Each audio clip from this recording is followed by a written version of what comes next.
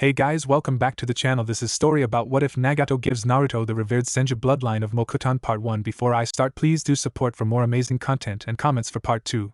Do consider to subscribe my channel and share my video to your friends and check out the description as well. Let's start the video. I think I understand Naruto. Nagato said these words to our favorite blonde ninja who had just defeated him. Naruto had used the powerful sensory abilities of the Sannin Modo, Sage Mode, to locate him and asked him his story and told his own and told him how there is still hope and how Jiraiya was and how Nagato lost himself to darkness and became pain. Standing beside him, his friend Konan watched the boy change Nagato and a feeling of familiarity washed over her. She could almost see Yahiko in him. Her thoughts were broken as Nagato spoke. Naruto, I have made my mistakes and I hope to correct them. I will revive the villagers and give you a parting gift, and I will pray that you succeed in which I failed. Yahiko failed and Jiraiya-sensei failed. Konan knew what Nagato was going to do and voiced her thoughts. Nagato, you can't, it will kill you. If the first doesn't, then second surely will.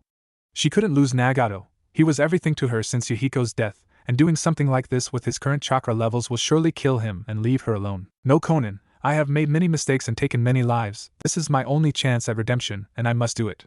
Nagato said this and put his hands in a ram hand seal and said Geto, Rinna Tensei no Jutsu, Outer Path, Samsara of Heavenly Life Technique. Curiosity got the better of Naruto, and he asked what is happening. Konan answered Nagato is the seventh pain, therefore he is outside the samsara, cycle of death and rebirth, and he has control over life and death. Naruto was shocked. Nagato can control the lives of people. Suddenly from his collar, a slug appeared and said the villagers are being revived. Naruto now knew what Nagato was doing. He was reviving the villagers he killed in the attack. He saw as Nagato's appearance changed. His ribs were clearly visible and his hair turned white and he was heavily panting. He released the jutsu and collapsed to the ground beside Konan, who was helping him sit straight. He looked at Naruto and again held up the ram seal and said faintly, Geto, Tsukai no Kizo, Outer Path, Gift of the Bearer. Suddenly, a beam shot out of his hands towards Naruto, and white light enveloped him and pain shot through Naruto's body, and he collapsed to his knees. It was only for a moment and Naruto could feel some changes in his chakra. He decided that he would investigate that later. He stood up, looked at Nagato and asked him what did you do? Nagato smiled and said, A/N. 3 dots mean panting. This jutsu allows me to give someone a Kekkei Genkai. I just gave you the power of Mokutan. To say Naruto was shocked was an understatement. He had seen Yamato-sensei do Mokutan and heard about the battle prowess of the Shodai Hokage, Senju Hashirama, due to his Mokutan. He looked at Nagato with shock written over his face and said thank you Nagato.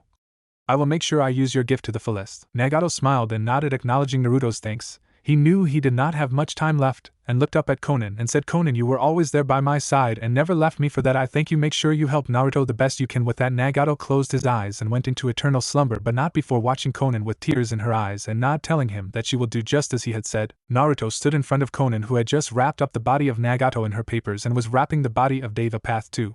He asked her, you are taking him too? She looked at him and said this is Yahiko, someone very important to us. Naruto looked at the half-wrapped body of Yahiko, bowed and said a prayer. He looked up at Konan and asked what will you do now? Please tell me you are not returning to the Akatsuki. She looked at him, shook her head and said Yahiko and Nagato were my world. I was in Akatsuki because of them. I will leave Akatsuki now and return to AIM. Stabilize things there and look after the people. That's the least I can do for them, and it's also my duty. Naruto looked at her and smiled and said don't worry, you will do a great job, and if you have any problem just tell me. The Uzumaki and Namake's clan funds rival that of the daimyos. Combined, they are bigger than that of the fire daimyo. After things stabilize, inform me. I will see if there can be a treaty between Konoha and AIM. She looked at him, smiled and replied don't worry, the funds from Hattori clan after Hanzo was killed are more than enough. As for the treaty, I will inform you at once. She then held out her hand, formed a paper bouquet and gave it to Naruto and said I will help you in this battle against hatred, but there is also something important I want to inform you about.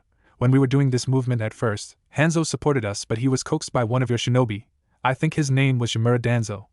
He was there when Yahiko was killed, and he attempted to kill Nagato with his ANBU type shinobi who had a blank mask with kanji for no or root on them. Anger brimmed within at Naruto when he heard this. He did not know much about Danzo, but the fact that he wanted to turn him into a mindless weapon and he was denied by GG every time. He looked up at Konan and said thanks for telling me this. I will give him a chance just like Nagato and then see what happens. She nodded and waved her goodbye, carrying the bodies of Nagato and Yahiko. Naruto looked at the bouquet and a memory of Jiraiya came back to him. Naruto and Jiraiya sat under a tree in their own thoughts, and Naruto said Sasuke said he was gonna sever his bond with me and become stronger, and that I was never gonna understand him. He then looked up at Jiraiya and said hey, you were friends with Orochimaru way back. Right, Erosenin? Why did he desert the village and decide to destroy Konoha? Jiraiya looked down at his godson, sighed, looked up at the sky and said Orochimaru went through a profound change after both his parents were killed, and that's when he became obsessed with Kenjutsu. He looked down at his apprentice and said, I don't know if he was trying to resurrect his parents, or to wreak vengeance on the village that he held responsible for their deaths. A sad look came in his eye, and he looked down and said, my parents weren't killed.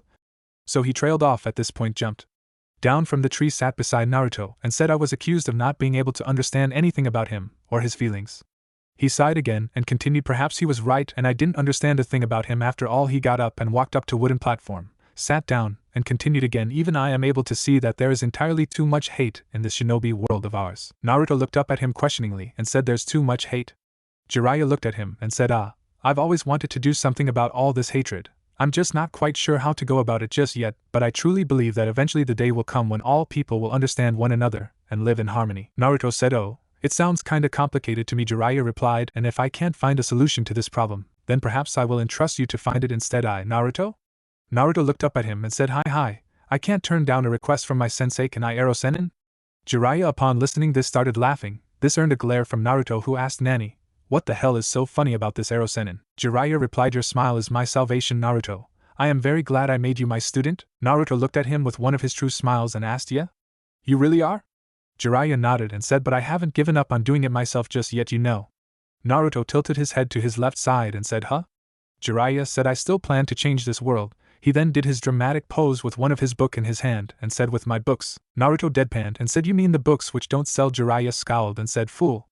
They will be bestsellers before you know it, and when the day finally arrives, I will not sign your copies even if you begged me to. Naruto continued his deadpan expression and said, I don't want your stupid autograph anyway. He leaned against the tree with his hand behind his head, closed his eyes and gave one of his true smiles and continued, I don't want that anyway. He opened his eyes and his eyes watered before he said, cause you gave me something much more valuable. At this, a lone tear escaped his and Jiraiya's eye. Naruto shed a lone tear and smiled and looked up to the sky. I will find a way to remove this hatred. Jiraiya sensei, Nagato, Tuchan, Jiji, Myobokuzan, Mount Myoboku. It's over as it was foretold, said the great toad elder Gamamaru, who was tending to an injured Gamabunta. What?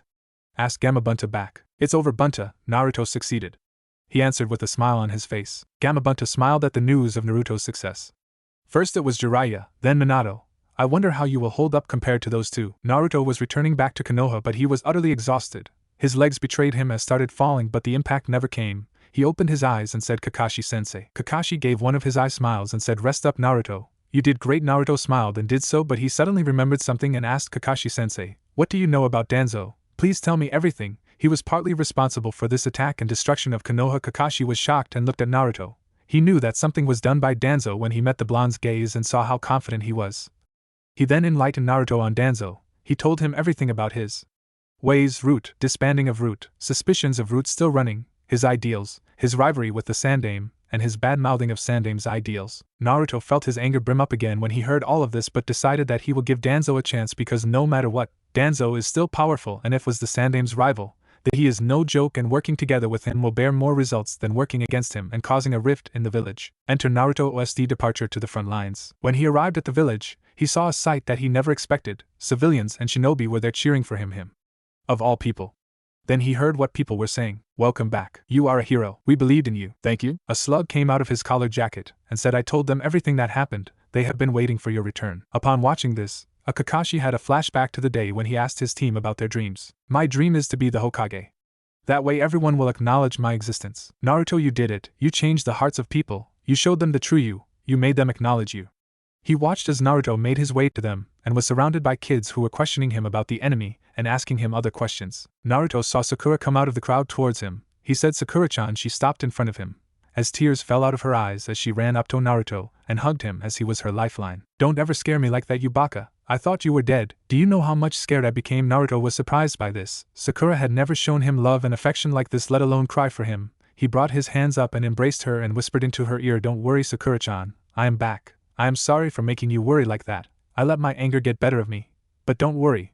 I am back for you. Sakura felt heat rise up to her cheeks when she heard that, but ignored it. She let go of Naruto and kissed him on the cheek. Both of them blushed at this. As this was happening, Kiba was whining about becoming stronger. Shino was pointing him out at every point. Niji and Tenten stood there in awe of Naruto as they heard how he fought the person who destroyed the whole village with one jutsu. Lee was ranting about how Naruto's flames of youth burned brightly for defeating such an opponent in a youthful way and said, YSH. I will run 100 laps around Konoha for my eternal rival, and if I fail he trailed off as he was bonked on the head by Tenten who said, "Lee, don't ruin the moment." Shikamaru thought, "You troublesome bastard, you did it." Choji said, "Naruto has really left us behind. He really did it. Man, we have trained twice as hard now." Ino said dreamily, "I may fall for him," which caused the other two male members of her team to look at him in surprise. Meanwhile, Hinata watched the exchange between Naruto and Sakura with jealousy and narrowed eyes and thought, now that I have made my move on Naruto-kun, she wants him. In the back, Iruka watched his student in pride along with Konoamaru and Ebisu. Konoamaru wanted to go and congratulate his Naruto and Ai-chan but was stopped by Iruka, who was telling him along with Ebisu how Naruto never gave up and how he changed everyone's opinion of him, how people started to care about him, and how he finally got what he wanted. And Naruto OSD departure to the front lines. Naruto from the corner of his eyes watched an ANBU member come and say something to Shikaku which caused him to leave. This did not go unnoticed by Kakashi, who looked at the blonde and nodded, and both of them took off to the emergency council room in the head of the Nidaime Hokage. Emergency War Council Room. The daimyo sat in the middle of the table on his large chair which had a kanji for fire, on the top signifying that he was the daimyo for Hai no Kuni, fire country. To his left were his 5 advisors who along with the daimyo had papers in front of them regarding the damages, the expenses, and the budget. To his right were the 5 most important people on the Konoha Council. The first was Udatane Koharu, who was a village elder, teammate of the now deceased Sandaime and student of the Nidaime. She was a part of the original Team 7. Continuing was her other teammate Mitakoto Hamura, another village elder and member of the original Team 7. Next was Shimura Danzo, another village elder and leader of the supposedly disbanded Root Division of the ANBU. Next, the commander of the Ansatsu Senjutsu Takushibutai, ANBU. He is currently wearing a yellow full-body cloak and has a Inu dog mask on his face. Next to him is Nara Shikaku, the head of the famed Nara clan and the Jonin commander of Konohagakure no Sato. There was a silence in the room for 2 minutes until Hamura broke the silence. Daimyo-sama, we still plan on working with the other countries to deal with the terrorist threat known as Akatsuki, as we along with Kumo are the only countries who still have their Jinchuriki, so we may be attacked again. Danzo did not like the current topic at hand and decided to intervene. That currently is not our main concern. With Tsunade-sama's coma, we don't know when she will be back to full strength again. I say we have to nominate a new Hokage. So it has already come to this, thought Shikaku as he eyed Danzo. He knew that this would happen given Danzo's ambition and ways over the years. Koharu decided to add her 2 cents. I agree with Danzo, Daimyo-sama, as it is partly Tsunade-sama's fault for the condition the village is in. The daimyo covered his mouth and nose with his fan in front, and I would have preferred Jiraiya-chan to be the Rokudame. Good and happy lad, but sadly he died over a month ago. Shikaku noticed the gleam in Danzo's eye as Danzo opened his mouth to say something, but Shikaku decided to intervene. I nominate Hatake Kakashi. Outside the room, Kakashi's lone eye widened as he heard himself being nominated. He looked at Naruto, who smiled his true smile and said, "Don't get surprised, sensei, you have earned it. You are arguably the most famous ninja except for the Kages, strong, smart, and value teamwork. Not to mention you are the last surviving student of Tuchan." Kakashi's eye widened even further, but then he gave Naruto one of his eye smiles and decided to ask about it later. Naruto continued, "But sorry sensei, I will nominate myself and get this village back on track, but you will be my second in command. And there is one more thing, sensei." Hearing Naruto's serious tone, he concentrated fully on the blonde and gave him the nod to continue. Nagato. It was the real name of Pain. Not only revived the villagers but also gave me a Kekkai Genkai with the help of his Rinnegan. He gave me Mokutan. Kakashi was in utter shock. Mokutan was the most revered Kekkai Genkai in the world and the only one which can match the powers of the Sharingan. I plan to use it to deceive the elders and the daimyo, but I ask you to keep quiet about it. If a little deceiving can stop Danzo, then I will do it. Kakashi was shocked and proud of the maturity Naruto was showing. He was protecting Konoha in every way he can and was showing the signs of a great leader. He couldn't help but smile. "Minato-sensei, Kushina-sama, you will be proud of how much Naruto has grown," and he turned his attention back to the inside of the room. Inside the room, the Sandaime was wrong in his teachings. His teachings are the reason Konoha is in this state today. We need a ruthless leader who can the necessary steps, and that is me. I nominate. Danzo was stopped as the door to the room kicked open to reveal Kakashi and Naruto leaning against the door with a smile on their faces. The ANBU commander who had detected them had a smirk behind his mask and thought, "If you are here for what I think you are, then we will be saved and I will fully support you, Uzumaki Naruto." Hamura stood up and said, "What are you doing here? This place is off limits for both of you." Naruto replied, "Forgive us, Hamura-san, but we came to show Danzo who is wrong in which teachings and came with proof for crimes that Danzo has committed." Upon hearing this, the daimyo got interested and said, "Oh, I would like to hear the crimes Danzo has committed, but who might any you two gentlemen?" Both of them straightened up and bowed. "I am Hatake Kakashi, Daimyo-sama." "And I am Namikaze Uzumaki Naruto, Daimyo-sama." Every eye except Kakashi and Shikaku widened upon hearing this, who had smirks on their faces. Shikaku fueled the fire. "He is saying the truth, Daimyo-sama. He is the son of our beloved late Yondaime-sama Namikaze Minato, and also the last of the royal Uzumaki line of the Yuzushiogakure, as he is the son of Yuzu Ojo, Whirlpool Princess, Uzumaki Kushina, the Kai Chishio no Habanero." The advisors, elders except Danzo, and the ANBU Hancho, commander, paled upon hearing the last moniker as they knew Kushina as someone not to meddle with, as she was arguably the best kunoichi only behind Senju Tsunade and Uzumaki Mito, the ANBU commander, because he had worked with her and participate in her tour training sessions time to time. The daimyo's eyebrows shot up behind his fan hearing this, and said, "So you young man are the Konoha no Ayu, hero of Konoha. I have been hearing about. Your actions are not surprising given your heritage. I remember Erasure, Naruto's grandfather, and Kushina, most energetic people I have ever seen, and your father, most down-to-earth and humble man I have ever seen. I heard that you are the one who keeps the Kyuubi at bay and that you grew up alone. I have letters and pictures of your parents. I will possibly send them over to you when I return back to my palace. I am honored, Daimyo-sama.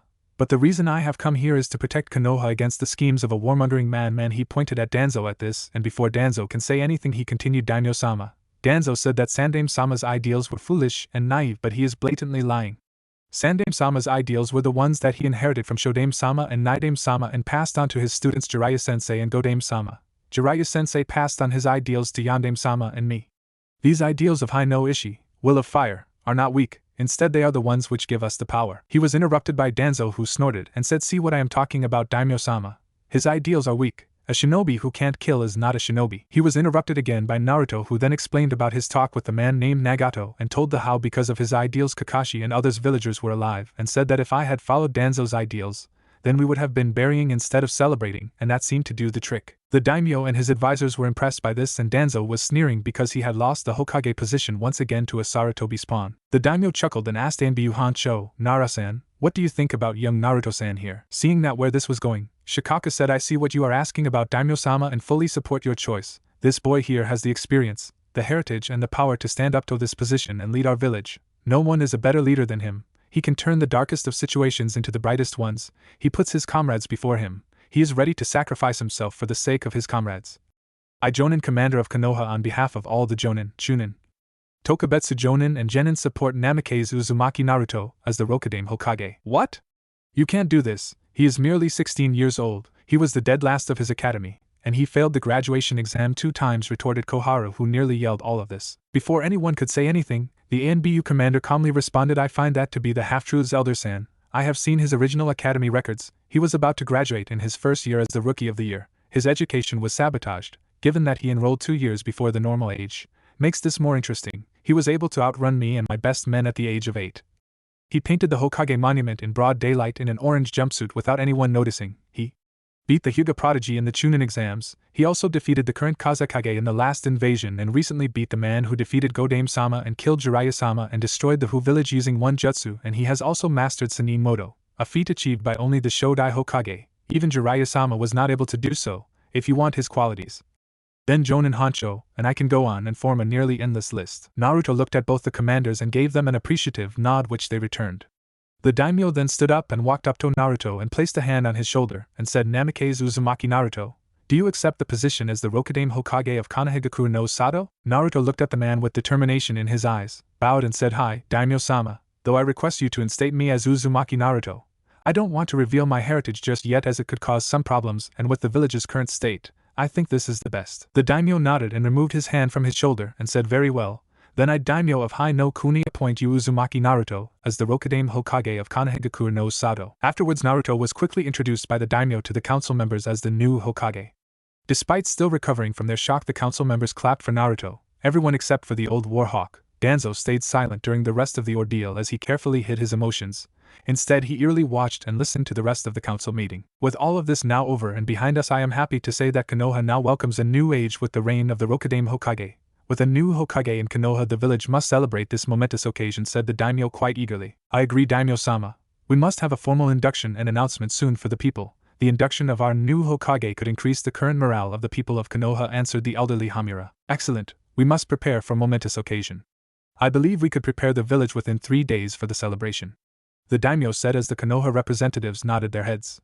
He then looked at Naruto. "As for your induction into office, I will need you to write a speech. Will you need anything for your induction ceremony?" He continued as he directed his attention to the whiskered young man. Naruto shook his head. "Very well, Hokage-sama. 3 days from now I expect you all prepared for the induction ceremony. I need ANBU to call in the whole population of Konoha to watch in front of the Hokage's tower as Uzumaki-san is announced as Tsunade-chan's successor. We will also keep the purpose of the event a secret, and nobody shall know about Naruto's induction until the day itself," ordered the daimyo. Everyone in the room nodded their heads. Now if there is nothing else then everyone is dismissed, said the daimyo as the council members all began to stand up from their seats one by one. Danzo was the first to get up, but before he could walk away, Naruto said, Shimura Danzo, I want to talk to you in my office once I am instated as Hokage. Danzo glared at Naruto but still nodded and left. Soon the representatives of Konoha also left. The elders Koharu and Hamura were the first to leave, but before then they extended their congratulations to Naruto. During that small conversation they also formally introduced themselves as the Hokage's personal advisors. Next was the ANBU commander. The masked man congratulated him for his promotion as well. But before the commander left he ran one thing over the newly inducted Hokage. Hokage-sama, before I leave I must inform you of the customary 4-man ANBU bodyguard squad designated to protect him, he told the young man. Of course, tell me about this bodyguard squad, Honcho. Naruto ordered as the commander nodded. Hokage-sama, it is required for the Hokage to be guarded at all times, and so due to this the Hokage is given 2 certain bodyguard groups, the Hokage Guard Platoon and the 4-man ANBU Bodyguard Quad. The 4-man ANBU squad dedicated to your protection, they include among the best ANBU has to offer, and they will act as your shadow. They are assigned to protect you through the shadows, and their area of protection is around Konoha's premises, especially within the tower. They also act as messengers and also bodyguards for the Hokage's family, he explained as Naruto nodded, impressed over the security of the Hokage. Tell me more about my own squad, Honcho. Well, unfortunately with a new Hokage comes a new squad, and with that I must recruit your new team for you. Hopefully I will have them by in a few days, replied the commander stoically. Of course, I look forward to meet my team. Arigato Honcho, Naruto replied back as the commander bowed and vanished via a plume of smoke. Now the last remaining people in the council room were Naruto, Kakashi and Shikaku. The Jonin commander also made his way to Naruto with a small smile on his face as he too placed a hand on the young man's broad shoulder. He only had one simple message for his son's friend. Congratulations, kid. Minato would be proud of you. In some ways you remind me of your father, he said before walking out of the room. Naruto nodded this acknowledgement. So, what do you plan to do now, Hokage-sama? Kakashi asked with a smirk behind his mask withdrew as he watched Naruto's left brow twitch violently as he groaned and replied, Cut the crap, sensei. Only during official times you have to call me that, not when we are alone. But for now, let's head back to the office and wait for Danzo. I am sure he must be planning something. Naruto stood in his watching the mountains of paperwork on his desk. Kakashi had a shit-eating smirk on his face but was shocked as he saw Naruto make 10 Kage Bunshin and give the paperwork to them. Naruto saw Kakashi and replied with a smug smirk of his own. He then summoned Fukasaku and Shima. The 2 toads popped up next to Naruto, and he went on to explain the situation to the 2 of them. Both were pleasantly surprised to hear how Naruto was named the Rokudaime Hokage, but the real reason Naruto called them was to ask for help concerning a new outfit. Naruto decided that since he was now being chosen as Hokage, he also needed a new change of clothes to signify a change in him. It was time for him to mature and grow up if he were to lead the whole village. The 2 toads smiled at the sight of an all-orange Hokage, but they shook their heads from that thought. Naruto instead explained to both Fukasaku and Shima the type of materials he will need and the new clothes he will need for his induction as Hokage. The 2 toads were more than happy to help Naruto. Soon both returned to Mount Mayaboku to prepare Naruto's new outfit.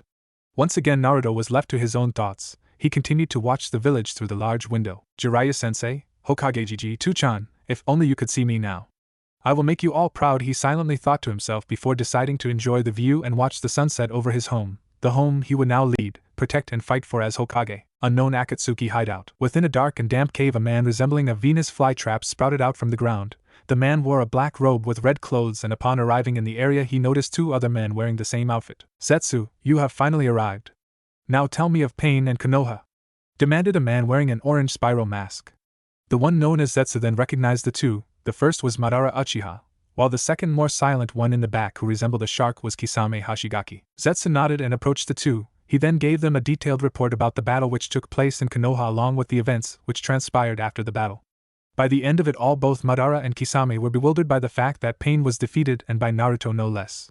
Madara also grit his teeth at the loss of 2 more members within the organization. Pain had died restoring the lives he killed in Konoha, while Konan defected from the group. What of the Hokage? Madara asked suddenly. With the Godaime in a coma, I heard rumors that there is going to be a new Hokage. I delved a little deeper and the fingers all point towards Danzo. We have reason to suspect that Danzo may be the Rokudaime Hokage. Madara-sama, answered Zetsu calmly. Knowing the man, I wouldn't be surprised if he was chosen, Madara muttered as he massaged his temples. I must admit, this Naruto kid is becoming more and more of a pain in my backside. He has constantly put a wrench in our plans. Or at least tried, he continued. Huffing in annoyance, Madara attempted to calm himself to make rational decisions concerning the following days, since it was becoming apparent that his plans were not coming along as smoothly as he would have liked.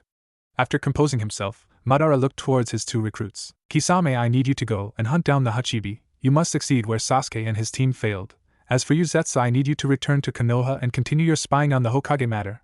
I need to know who is chosen, he ordered with authority, as both Akatsuki members nodded and disappeared just as quickly to do as they were told. As Madara was the last one remaining inside the secret cave, he decided his next course of actions. The Uchiha sighed as he thought, to him it appears I need to have a small family reunion. With that in his mind, he too vanished using his Jukuken ninjutsu to form a portal to transport himself from one place to another. Konoha. It was early in the afternoon, and we see our hero, the new Hokage Naruto Uzumaki, quickly make his way towards the Hokage's office to meet with the daimyo and elders. The moment for his induction was close at hand. On his way there he was greeted by numerous civilians and ninjas. As the new hero in Konoha, everyone clamored to the young man. As he walked towards his office, he also noticed the people of Konoha being told by ANBU to gather in front of the Hokage Tower, one of the few remaining structures which remained after Pain's attack. He heard that the people were being called for an important announcement. He overheard people whisper, wonder and murmur what this special announcement was about, and he smiled. These people were in for the shock of their lives, he thought. After a while, Naruto managed to arrive just in time in his new office. Upon entering, he saw the elders Hamura and Koharu. With the exception of Danzo, the two were patiently standing in a corner, patiently waiting for him. Also in the office were other council members from the day before. Danzo and the advisors were not present, but the ANBU commander, Jonin commander, and fire daimyo were. As he entered, he was personally greeted by each of them. They exchanged formal handshakes and congratulatory greetings. Before continuing, he excused himself from the office to finally change into his new outfit. He then left the office and headed to a private room to change, upon finding a vacant room within the large tower. As he entered the room, he summoned both Fukasaku and Shima. Hello again, Fukasaku-sama, Shima-sama, do you two have the clothes I asked for? He questioned the two toads. Of course, Naruto-chan. You better appreciate how long it took me to make this for you on such short notice, Shima said with mock annoyance, as she handed him a storage scroll containing the clothes she carefully made for Naruto's induction ceremony. Arigato, Shima-sama, Fukasaku-sama. I'm sorry I made the request on such short notice, he said while rubbing the back of his head sheepishly. No worries, Naruto-chan. Now go on and get changed already, she ordered. Naruto smiled and gave the two toads a mock salute before changing into his new clothes. As Naruto opened the storage scroll and released the stored items, he couldn't help but admire the clothes they made for him. He reluctantly tossed aside his trusty orange jumpsuit and replaced it with his new attire. Once he was finished changing, he walked in front of the mirror. I look so cool, he inwardly squealed as he finally got a closer look on his outfit. As he looked at himself, he studied every single part of his clothes and he smiled. Both Fukasaku and Shima really did him a solid. He now wore a black high-neck t-shirt with a single white stripe down the middle, baggy gray ninja pants tucked into his black sandals, bandages and a kunai and shuriken holster on his right thigh, a few ninjutsu kit and scroll on his right hip and a medical kit on his left hip, which were covered by his orange haori with black flames on the bottom and Rokudame Hokage written in black. The haori was short-sleeved and had black flames on each sleeve. The haori had a string holding it, and finally, his ninja headband holding his hair. In his place, he put the Shadow Clone summoning scroll on his back in honor of Jiraiya. Sitting behind Naruto, both toads were amazed and astounded by the physical similarities Naruto holds with his father. With his new outfit, he could easily be mistaken for the Yondaime. Thank you for everything, Naruto told both toads with a large smile on his face. The two toads smiled back at Naruto. It was no problem, Naruto-chan. Congratulations on everything you've accomplished, you deserve it, replied Fukasaku. By the way, Naruto-chan, when your induction begins, the other toads are also going to arrive. Gamabunta, Gamaken, Gamahiro and the others wish to witness another toad summoner be named Hokage, Shima said as Naruto glanced their direction. That would be great. I wouldn't be in the position I was had it not been for you guys. And frankly, Gamabunta has saved my life countless times, so it would be an honor if he could be here, Naruto answered back. With everything now ready for Naruto, he decided it was almost time for his speech. He decided to return to his office, but before then Fukasaku and Shima returned to Mount Mayaboku to rally the toads to Konoha in order to watch Naruto's induction as Hokage. The Hokage now re-entered his office. Upon seeing his new clothes, the eyes of the daimyo and elders widened. For the daimyo, he could see that Naruto bore a striking resemblance with one of his predecessors, the Yondaime Hokage. But given how he was his father, it was no surprise. The group then waited patiently for the people of Konoha to gather in front of the tower. After a few minutes, an ANBU member arrived, and he looked at the new Hokage in surprise before he composed himself once more. Everything is set, and the people have been called to the front of the tower, Daimyo-sama, he said. Excellent. Shall we begin? Asked the daimyo as the ninjas and Konoha representatives nodded. The group of 6 then walked up of the stair to reach the top of the tower, the area in which the Hokage usually gives speeches to the people of Konoha. From the 5, Naruto was asked to stand by the door where he could not be seen by the crowd. They asked him to wait before he was introduced as Hokage. Naruto nodded obediently, and watched as the daimyo stood in the middle of the tower balcony. To his left were Koharu and Hamura, and to his right were the Jonin and ANBU commanders. As the daimyo walked to the front of the balcony, the crowd suddenly went silent. All signs of whispers, murmurs and chatting all ceased as their daimyo prepared to address the crowd. People of Konoha, I come before you today full of pride and joy, A new age dawns in Konoha and we are here lucky enough to witness it. Unfortunately, the past few days have not been kind to Konoha, but rest assured, I will do everything I can to help with the reconstruction of the village, he declared, proudly, causing the crowd to clap and cheer for him. Unfortunately, however, we also hold bad news. From the most recent attack, our Godame Hokage was left in a coma, and she does not appear to be waking up any time soon. However, with the bad comes the good, and we found a way to fix this problem quite quickly. We managed to find a more than worthy successor for Tsunade's position of Hokage, admitted the daimyo as the people of Konoha ceased their clapping, most of them adopting widened eyes. Rather than just cheering, there were now gasps and murmurs around the crowd. Everyone was whispering with one another, all of them wondering who their next Hokage was. As the daimyo saw this, he smiled. He absolutely loved the suspense of the induction, and before he decided to name the Hokage, he shushed everyone in order for all of them to divert their attention towards himself. The candidate we chose is a noble man who has proven himself to be more than worthy of the position. He is a hero of Konoha, and I am, from what I could tell, he seems to be destined for the position, he continued before gazing upon the elderly man beside him, Hamura, in order to be handed the Hokage's hat. The daimyo then held the Hokage's hat. He was now close to bestowing it upon Naruto. He decided it was time to show the village the face of their new leader. And without further ado, I now introduce to you all to the Rokudaime Hokage of Konoha, Uzumaki Naruto, he said. The villagers were silent upon hearing this declaration. Their hero was now also their leader. Gasps could be heard all around the area and most people were dead still. Naruto presumed that was his cue. He made his way towards the daimyo as he was handed the hat. He grabbed it with his right hand and placed it on his head. The 5 other people occupying the front of the balcony stood back as Naruto decided to take the podium. From the crowds, all eyes were focused on their new Hokage. The older generations of Konoha were rubbing their eyes. They believed it was as if they have seen a ghost. Upon seeing Naruto in that manner, they were reminded of a figure in the past. In Naruto, they saw the Yondaime Hokage. From Naruto's point of view, the crowd was still speechless. He smiled as he looked from left to right. I am Uzumaki Naruto, the Rokudaime Hokage of Konohagakure no Sato, he yelled to the top of his lungs. And as he screamed that to the heavens, the crowd burst and erupted with cheers, chants, songs, and claps. The village celebrated their new hero, their new Hokage. As his Kage Bunshin were doing his paperwork, Naruto was sitting beside Tsunade and had tears flowing down his eyes. Sakura and Shizen were saddened watching the happy-to-go ninja breaking down like this. I am sorry, I was not able to come at the right time and save you, please hold on.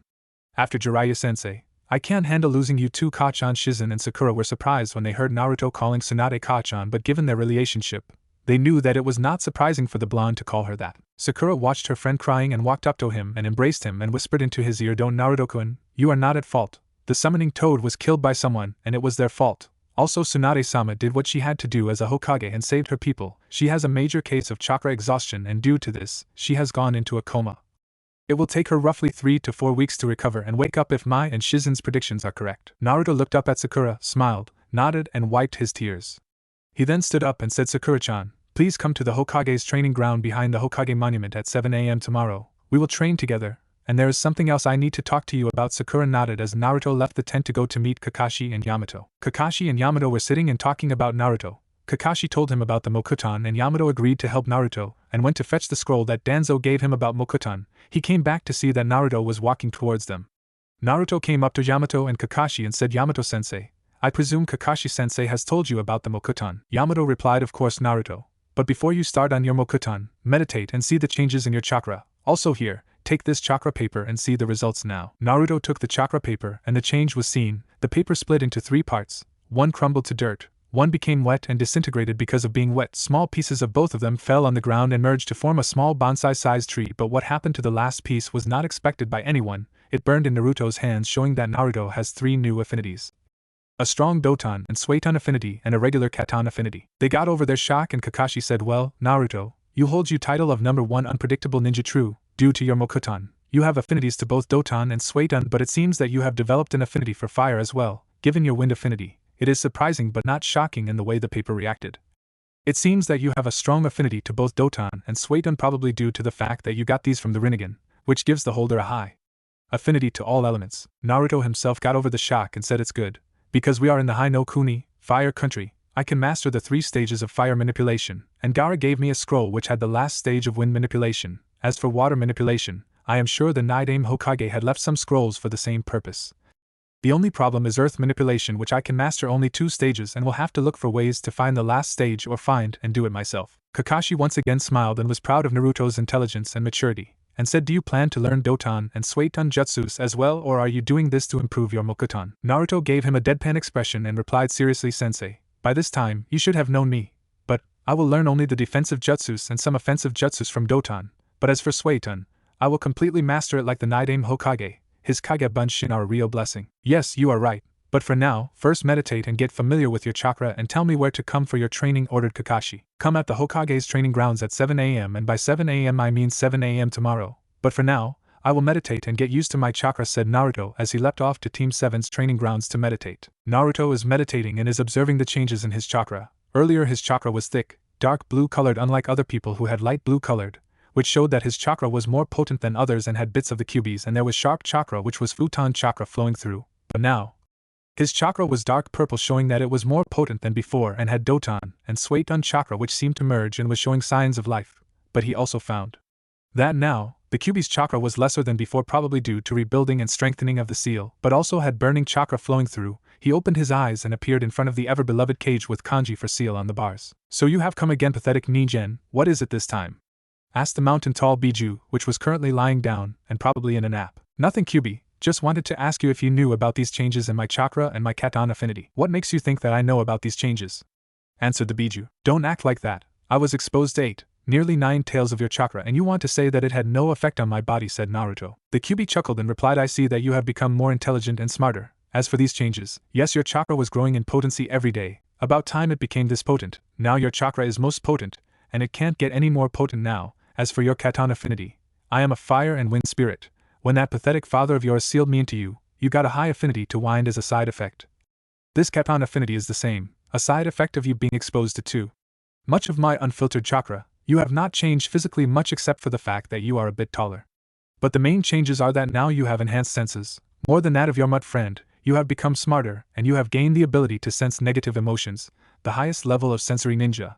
Only one other person had this ability. Naruto was surprised when he heard all of this and decided to test it out later, but decided to talk to the Kyuubi about the real reason he came here for. He sat down and said, now tell me, what's your story, Kyuubi? What story? The Kyuubi asked with narrowed eyes. Naruto had a small smile on his face and said, still stubborn, like pain, I want to know what's your story. What made you hate humans? Not all humans are bad, and why did you attack Konoha on my day of birth? The Kyuubi answered, what makes you think that I will tell you that, pathetic Nigen? Probably the fact that we are stuck together till death. But there is something else. I was not able to save Sasuke from darkness and hatred, but there is still a chance. I want to see what I can do about your hatred, Kyuubi answered Naruto. The Kyuubi tried to sense any lie or deceit behind his words but found none. His eyes widened and thought, he is genuine. He really wishes to do so. Not even Hashirama was like this.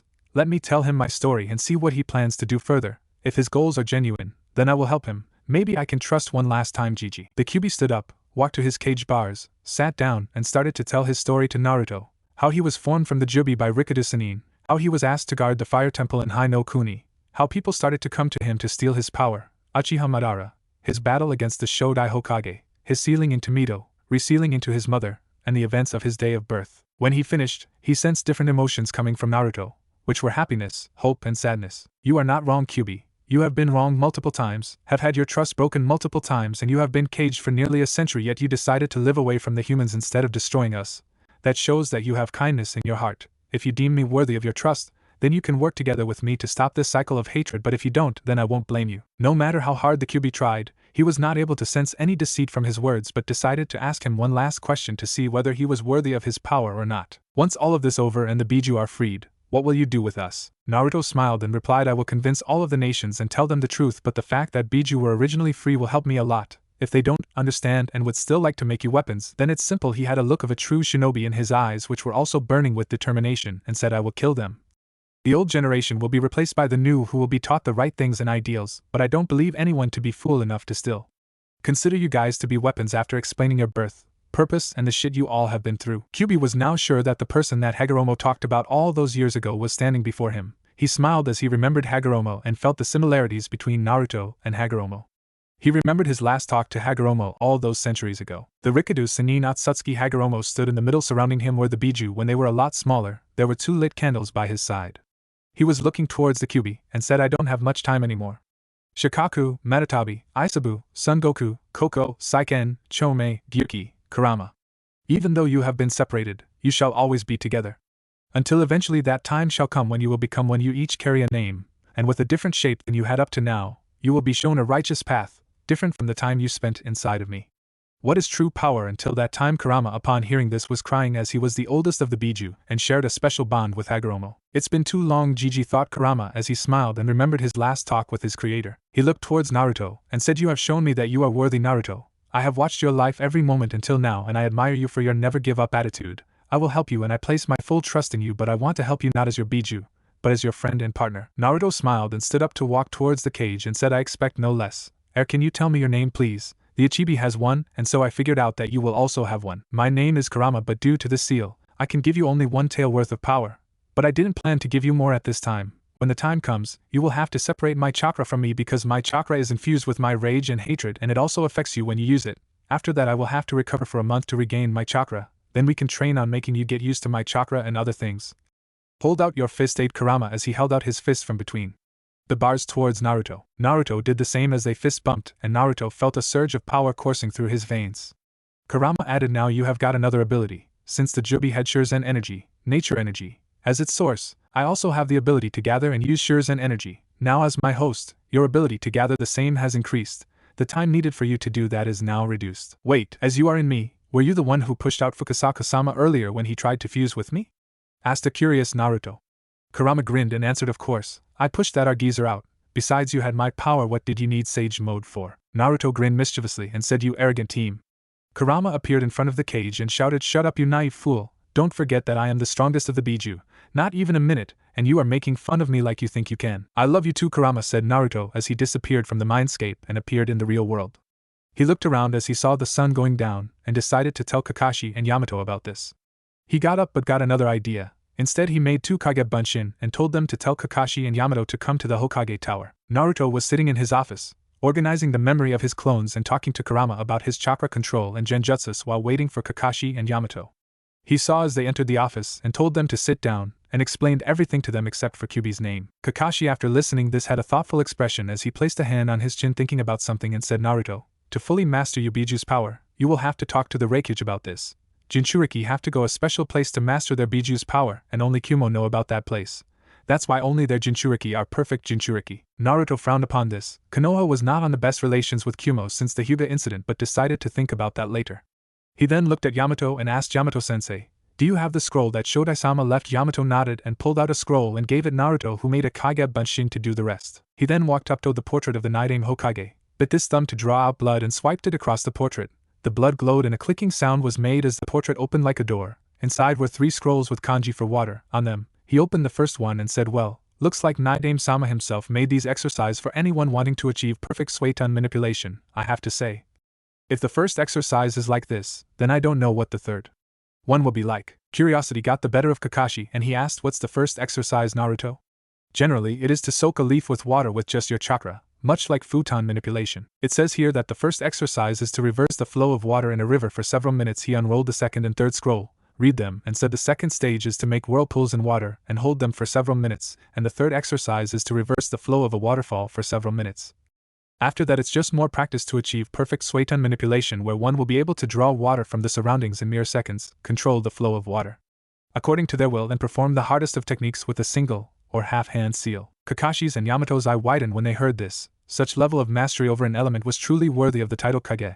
Kakashi then said, "For a normal person, it would take their lifetime to gain such mastery.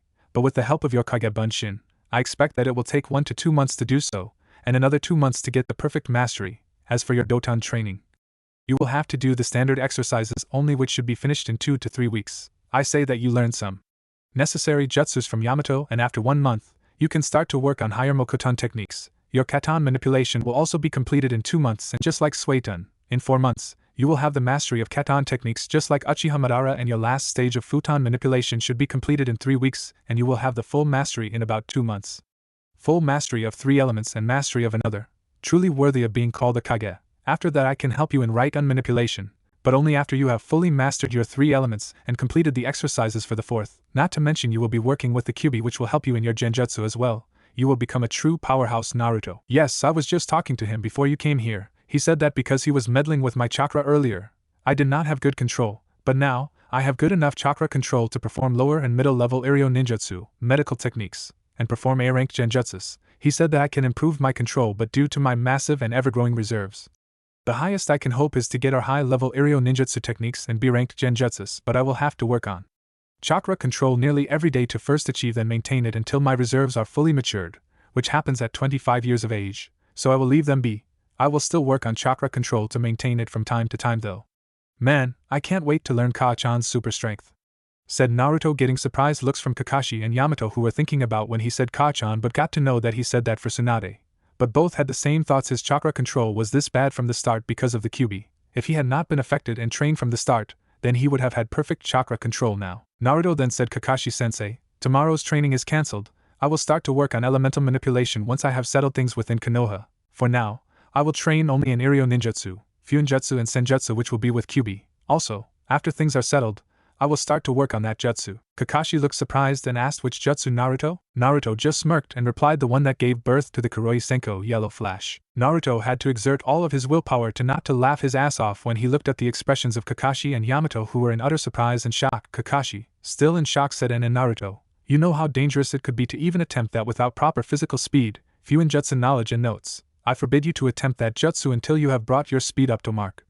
Become a level 9 seal master, and until you obtain Minato-sensei's notes. Naruto pouted and said, you are no fun, sensei.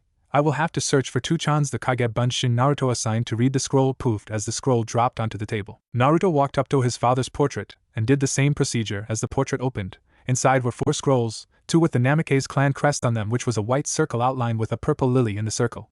He took the one with the clan crest, opened it, and saw that it was a record of the businesses, bank accounts, land assets, and the money in the Namikaze clan. He saw that since his father's death, the Yamanaka clan was the one that was handling the businesses. He decided to discuss more about that later with Yamanaka and Noichi.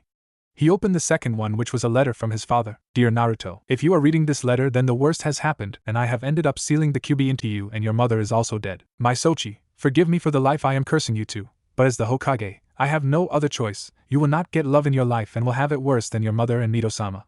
Maybe it's because I believe that the villagers will look past their hatred and treat you fairly. Let me tell you about our clan. We were mostly businessmen, but even if there were less shinobi, all of them were geniuses in their own right. Just like the Uchiha clan were associated with Katan, we were associated with Raiden. I built the library of our home in my head in the Hokage mountain, just in case something happened and our house was destroyed. The scrolls, kimonos, katanas, chikutos, and a special armor that your mother brought from Yuzushio are also there. You might be wondering what happened to our clan. Just like the Senjus, many of us died without heirs, and the shinobis were usually Kia. Till the time I was 14, I was the only remaining member of our clan, just like your mother. Our clan was like the Yamanaka clan. We were associated with flowers and dokujutsu, poison techniques, and due to our similarities we had an agreement for the next 50 years which stated that in case any clan was to wipe out, the other would take care of the other's assets and businesses. Don't get scared, I have told Inoichi, and he said that he will do so until Saname-sama or the current Hokage deems you ready. If you are my and your mother's son, then you might be reading this as the Hokage, surpassing your old man as Sochi. I think you know the reason you were not told of this earlier. I requested Saname-sama not to tell you about your mother until you are Chunin, and about me until you are Jonin. I know that if there is anyone who can surpass me and learn to use the power of the Kyuubi, it's you.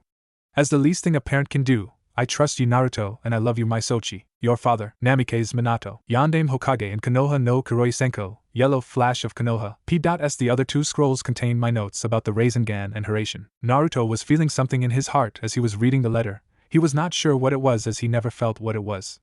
Kurama decided to enlighten him on this love, said a voice inside his mind. What? Asked Naruto. The thing that you are feeling is love. You have never experienced it much in your life, so reading that letter of your father made you realize that there are people in this world who care about you. Think about it, your small group, the Hokage, your sensei, the ramen stand people, the people you saved, all of them love you and support you, and they will always protect you just like you would do it for them, said Kurama. Naruto was shocked to the core. He never knew that all those people love him and truly care for him. Tears threatened to fall from his eyes as he remembered all those times. He quickly wiped them and read the other 2 scrolls and said, well, Kakashi-sensei, seems like you were right.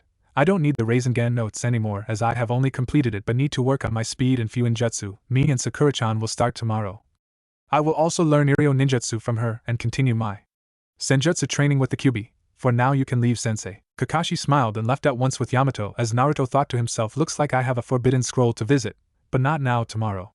With that, Naruto went to his sleeping quarters in the Hokage mansion and went to sleep. The next day, one day till induction, Naruto was patiently waiting for Sakura at the Hokage's training grounds while contemplating what he learned today in the morning in the Forbidden Scroll of Sealing Man. Mokuton sure is scary. so much potential also that Naidame-sama's genjutsu, he sighed as he thought about it again. Sakura was on her way to the Hokage's training grounds but was having an internal battle. Why did I kiss Naruto on the cheek yesterday? Because you feel for him, don't you? Said inner Sakura, woken up again as a result of Sakura's conflicted feelings. But what about Hinata? She confessed to him. Don't you think he will act on that too? Said Sakura, nearing the grounds. But you know what Sai told us, he loves us and nothing is fair in the ninja world. Much less love and war, ranted inner Sakura. But now I think about it, he has always been there for me. Even when Sasuke rejected me all those times, he promised me to bring back Sasuke even when it broke him. He truly cares for me and loves me. It's time I act upon these feelings and return them. I have to show him that I am no longer that Sasuke fangirl with no brain.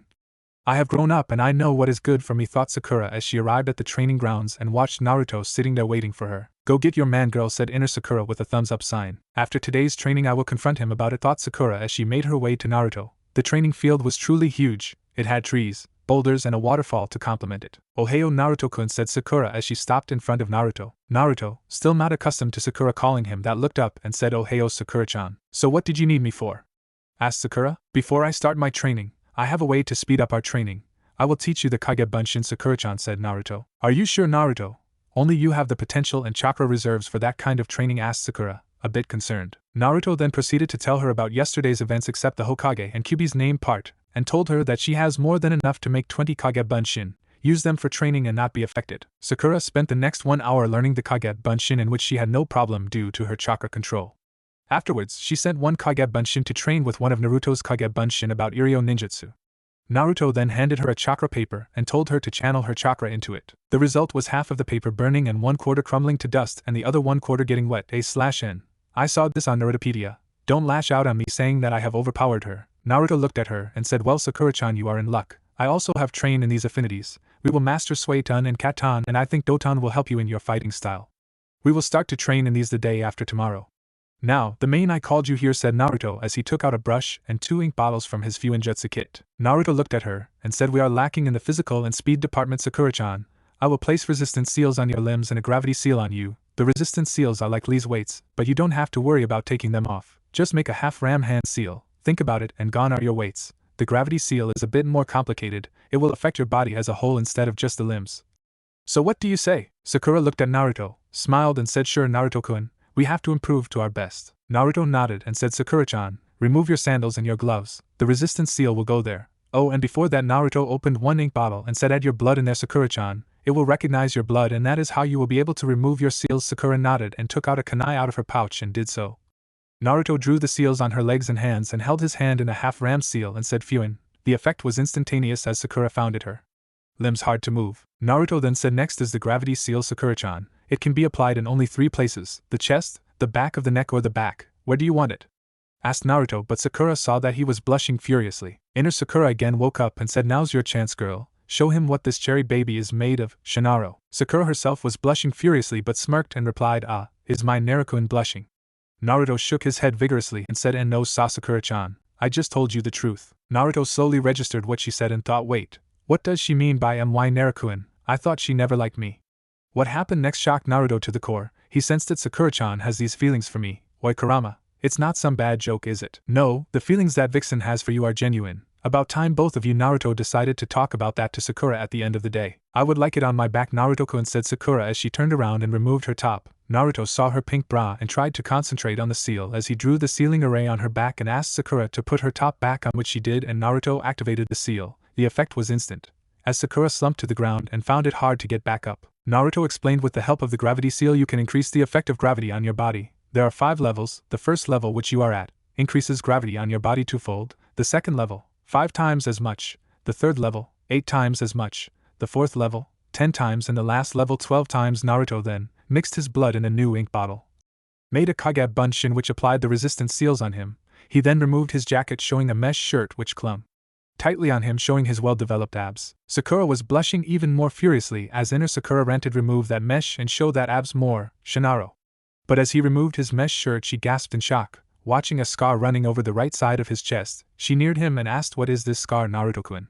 How did you get it? Naruto looked at Sakura as his hand went over his scar. He sighed and said, this is a reminder of the day when Sasuke tried to kill me, and when I failed to save him from darkness. Sakura hugged him and cried on his shoulder and said, oh, I am so sorry, Naruto-kun. If I wasn't such a bitch that day, this would have never happened. Naruto returned her hug and replied, "It's not your fault, Sakura-chan. Don't ever call yourself that, and now let us start training." Naruto applied the seal and made 2 Kage Bunshin for Senjutsu training as both of them took their time to adjust with the weights and the gravity seal. At end of the day, both were panting.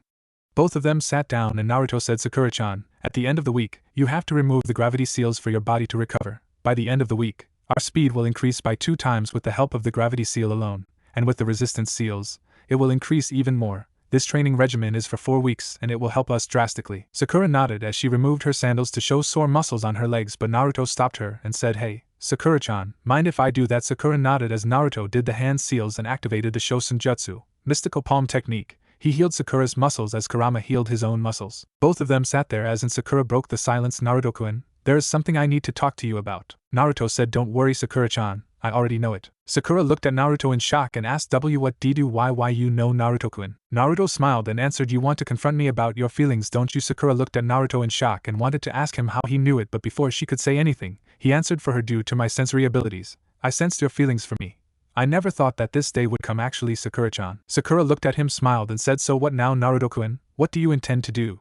He looked at her and said, "Of course, if you would like, I want to give us a chance." He sighed and said, "But before that I have to tell Hinata." She smiled again and said, "So, it's great, don't you think, Annie Naruto-kun?" He smiled and replied, "Yes, Sakura-chan, but for now, let's get back home. ANBU were saying that Daimyo-sama has an announcement to make." Sakura replied, "Hi, after the reconstruction is complete, we will go on our date." Naruto nodded as both of them left. He walked Sakura to her tent and went back to the Hokage mansion to sleep and wait for the big day tomorrow. The new Hokage stood heroically in the balcony of the Hokage tower. His haori was flapping in the wind, while the large crowd of people cheered his name. Naruto looked heroic in this display as he soaked in the crowd's reaction. He relished in both the good and the bad. Despite the people's cheers, he could also sense a little bit of doubt lingering in their hearts. He paid it no mind. It only served as inspiration for Naruto to prove them all wrong once more. Among the crowd, Naruto's companions, teammates, and classmates looked in awe as their friend achieved his lifelong dream. On one section, the Konoha 11 all gathered together. Naruto's induction as Hokage led to a variety of reactions from Naruto's friends and classmates. "Naruto-kun, your flames of youth burn as bright as the sun. You truly are my eternal rival," loudly yelled Rock Lee. Tenten merely shook her head and walked towards her loud teammate as she hit his head with her fist. "Lee, don't ruin the moment," she scolded. Niji simply watched his teammate's shenanigans. He shook his head in an amused manner, but he also had a small smile on his face. He looked once more towards the balcony at their new Hokage.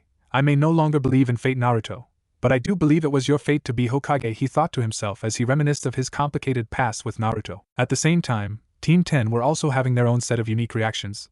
The new generation of Ino Shikacho all celebrated the success of their longtime friend. Ino gazed towards Naruto's direction, staring at him dreamily. "Now I could really fall for him," she silently told herself. As for the Akimichi, he raised a bag of chips to the sky and dedicated it to Naruto before intensely munching down on it. From the three, however, Shikamaru was the one with the most affected by it. He gazed at his fellow dead last with a proud smile on his face. "Naruto, you troublesome bastard, you did it." Team 8 were also significantly affected by this announcement. From the 3 Chunin, 2 were clapping as one sulked in the ground. Shino stood stoically as he clapped for his friend. If you could look closer, one could see a hint of a smile tugging at the corners of his lips.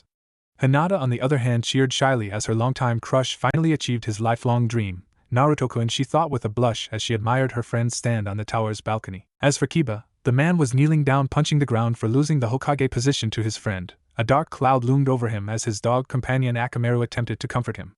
Hinata also tried to help her teammate, while Shino merely shook his head, clearly amused at the antics of his rowdy friend. Deep down, Kiba was happy for Naruto, but that doesn't mean he'd admit it to anybody. Finally, there was Haruno Sakura, the lone kunoichi of Team 7. She watched with widened eyes as she saw her new love finally achieve her dreams. Then she began to clap and cheer the loudest among their group of friends. Unknowingly, tears cascaded down her cheeks. She was crying tears of joy at seeing Naruto stand in front of them all as their new leader. The idiot finally did it, she thought to herself as she smiled at seeing the Rokudaime Hokage. She admitted that she had own doubts about the affair, but she had the utmost faith in Naruto that he will find a way to succeed. He always did. She was also slightly surprised to see his attire, but she couldn't help but blush upon seeing the new Naruto. Another small group of Naruto's friends stood in a different area of the crowd. The small group included Kakashi, Guy, Kurenai, Shizen and Iruka. Team Ebisu were also in the group, with the 3 genin of the team cheering loudly for their boss, while the elder ninjas were speechless upon the sight of their new leader. The group of elder ninjas could not utter a single word. There in front of them was their Rokudaime Hokage. They were all joyful and proud at the young man's achievement, but the group could not get one thing of their mind: his similarity to a certain past Hokage. Soon they were broken off their reverie as the 3 genin urged them to cheer as well. the older ninjas soon began to cheer for Naruto, all except for Kakashi. The masked man merely smiled underneath his mask and looked to the sky. Minato-sensei, Kushina-sama, you too should be proud of your son. I'm honored to call him my student, he thought to himself. Back on the balcony of the tower, Naruto decided to finally address the crowd. He smiled brightly upon seeing his reception. He has certainly come a long way since his earlier days. He raised one arm slightly and the crowd began to slowly cease their cheering to listen to their leader's words. I stand here before all of you as your Hokage. This dream of mine has finally been fulfilled.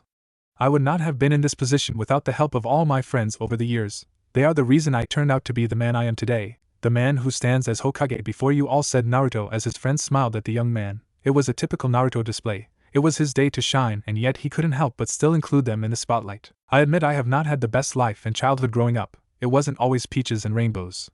I was alone for most of my life and I was ostracized due to what was inside of me, and everyone doubted if I would ever succeed as a ninja, he said as the people of Konoha looked down in guilt and shame. They were aware of their mistakes in the past. But despite all of that, I hold no grudges. I have forgiven all of you a long time ago, and despite my past I will still protect all of you as the Hokage. Do not worry about the past grievances. As Hokage I consider you all as a part of my family, and I promise to you all that I will protect all of you till my dying breath, Naruto continued as the people in the crowd looked up in admiration. They clapped and cheered for him.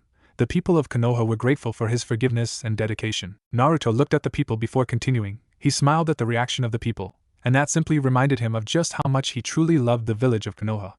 Konoha will be in safe hands with me. The will of fire will live on through us and for future generations. I will make sure of that. I swear on the graves of my predecessors I will protect and lead Konoha to the best of my abilities, he stated as the crowd began to cheer louder and louder for the blonde young man. From this day forth, I will proudly serve the greatest village in the world, Konohagakure no Sato. As the Rokudaime Hokage, he finished. The cheers and the celebration seemed to have no end in sight. The people of Konoha were beyond ecstatic with the news of a new Hokage. Naruto was adored by the public. He was quickly rising from celebrity status into something much more. Today signified a new age in Konoha, the age of the Rokudaime Hokage, Naruto Uzumaki. Somewhere in the land of fire, the trio of ninjas hailing from Kumogakure continued their journey to Konoha. The Jonin leader Samui was getting annoyed at the bickering of her two Chunin teammates Karui and Omoi. As their journey continued, Karui suddenly lost it. She grabbed her hair out of frustration. Damn it, how long till we reach Konoha? With the pace we're going, B-sensei may already have been extracted by those Akatsuki bastards. Why can't we just take the fight to them? We don't need Konoha's help. Kumo's army is more than enough, she boldly declared in an angered tone. Samui sighed. She realizes that with the rate they were going, their sensei Killer Bee's life may be in peril. But she also knew that to even have a chance to rescue and find their sensei, they will need the help of the other nations. Karui, please be patient. If we were to attempt a rescue mission, we at least need help from Konoha. Akatsuki include S-rank ninjas, and the one who attacked B-sensei was an Uchiha. We are simple overmatched at this point in time, she explained calmly as Karui looked down in defeat. She knew Samui was right. Omoin nodded his head in agreement. Samui, how long till we reach Konoha? He asked calmly as he continued to suck on his lollipop. From my estimations, it will take us up to 5 days at most to make it to Konoha. If we are lucky, we could probably arrive sometime in the next 3 days, she explained as the two Chunin groaned. The two began to complain at how long their journey has been and how much longer it will take. Samui sighed at the antics of her two teammates' display. I'm in charge of children, she thought to herself as she shook her head in disbelief. Meanwhile, back in Konoha, Naruto's induction ceremony had just finished. The crowds returned to helping in their part to repair the damage left by Pain during his attack. The daimyo also said goodbye to the new Hokage as he decided it was time for him to return to his home, seeing as how his work was done.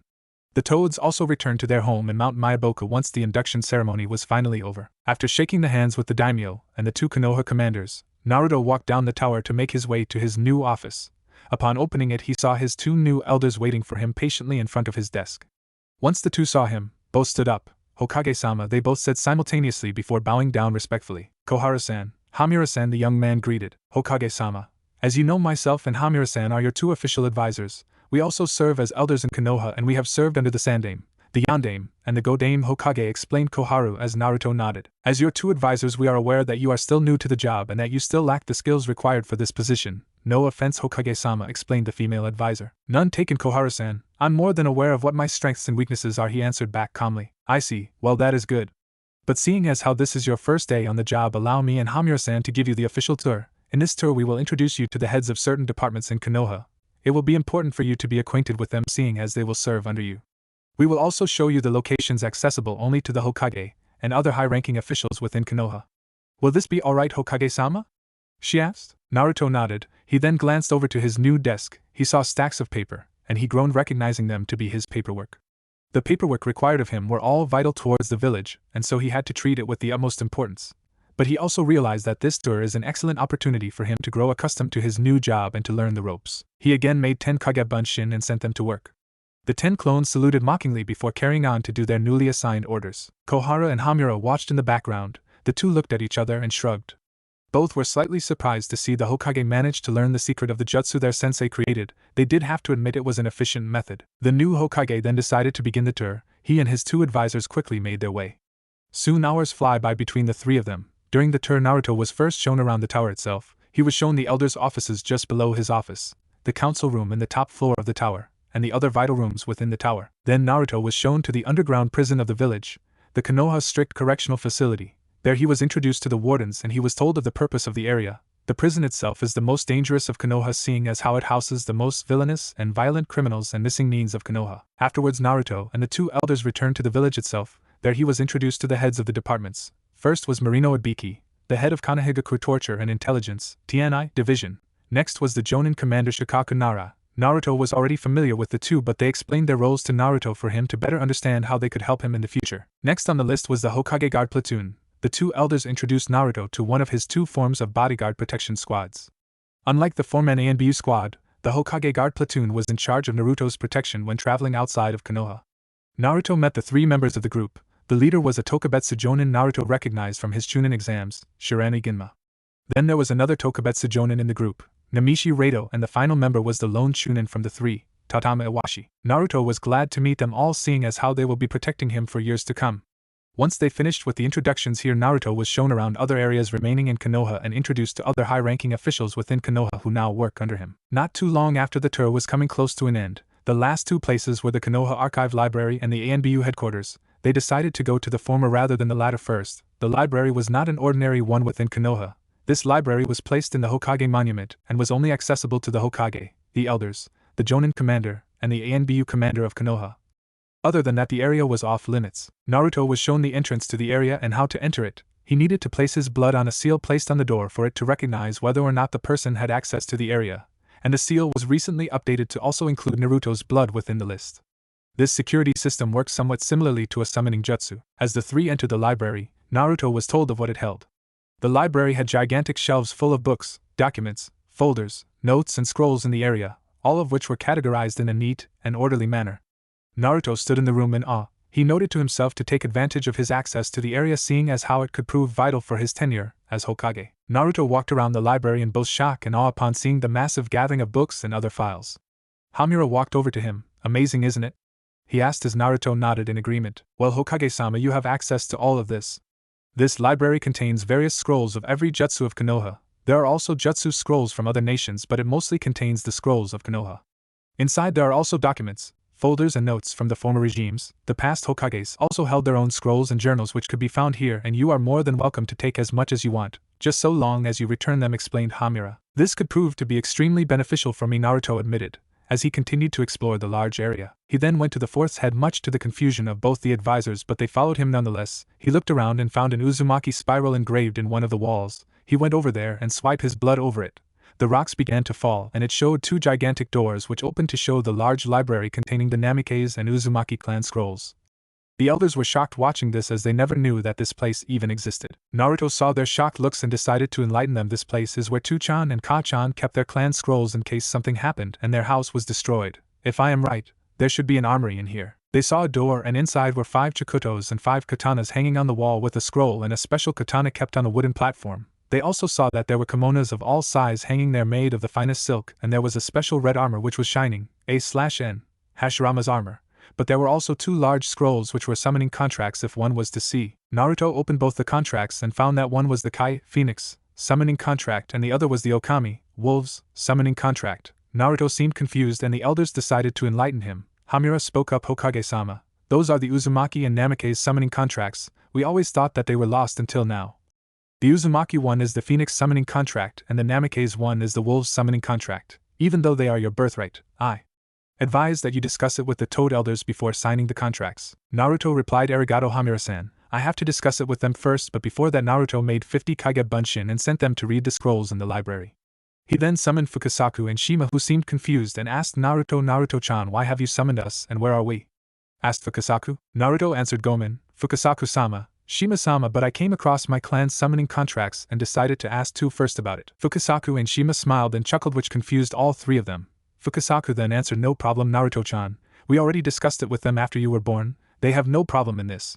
But I recommend you to summon Bunta and us when you are about to summon them for the first time. Naruto nodded and sealed his shadow clone summoning scroll on a seal on his right sleeve of the Haori, and both of them disappeared back to Myobokuzen as he formally signed the contract with his blood.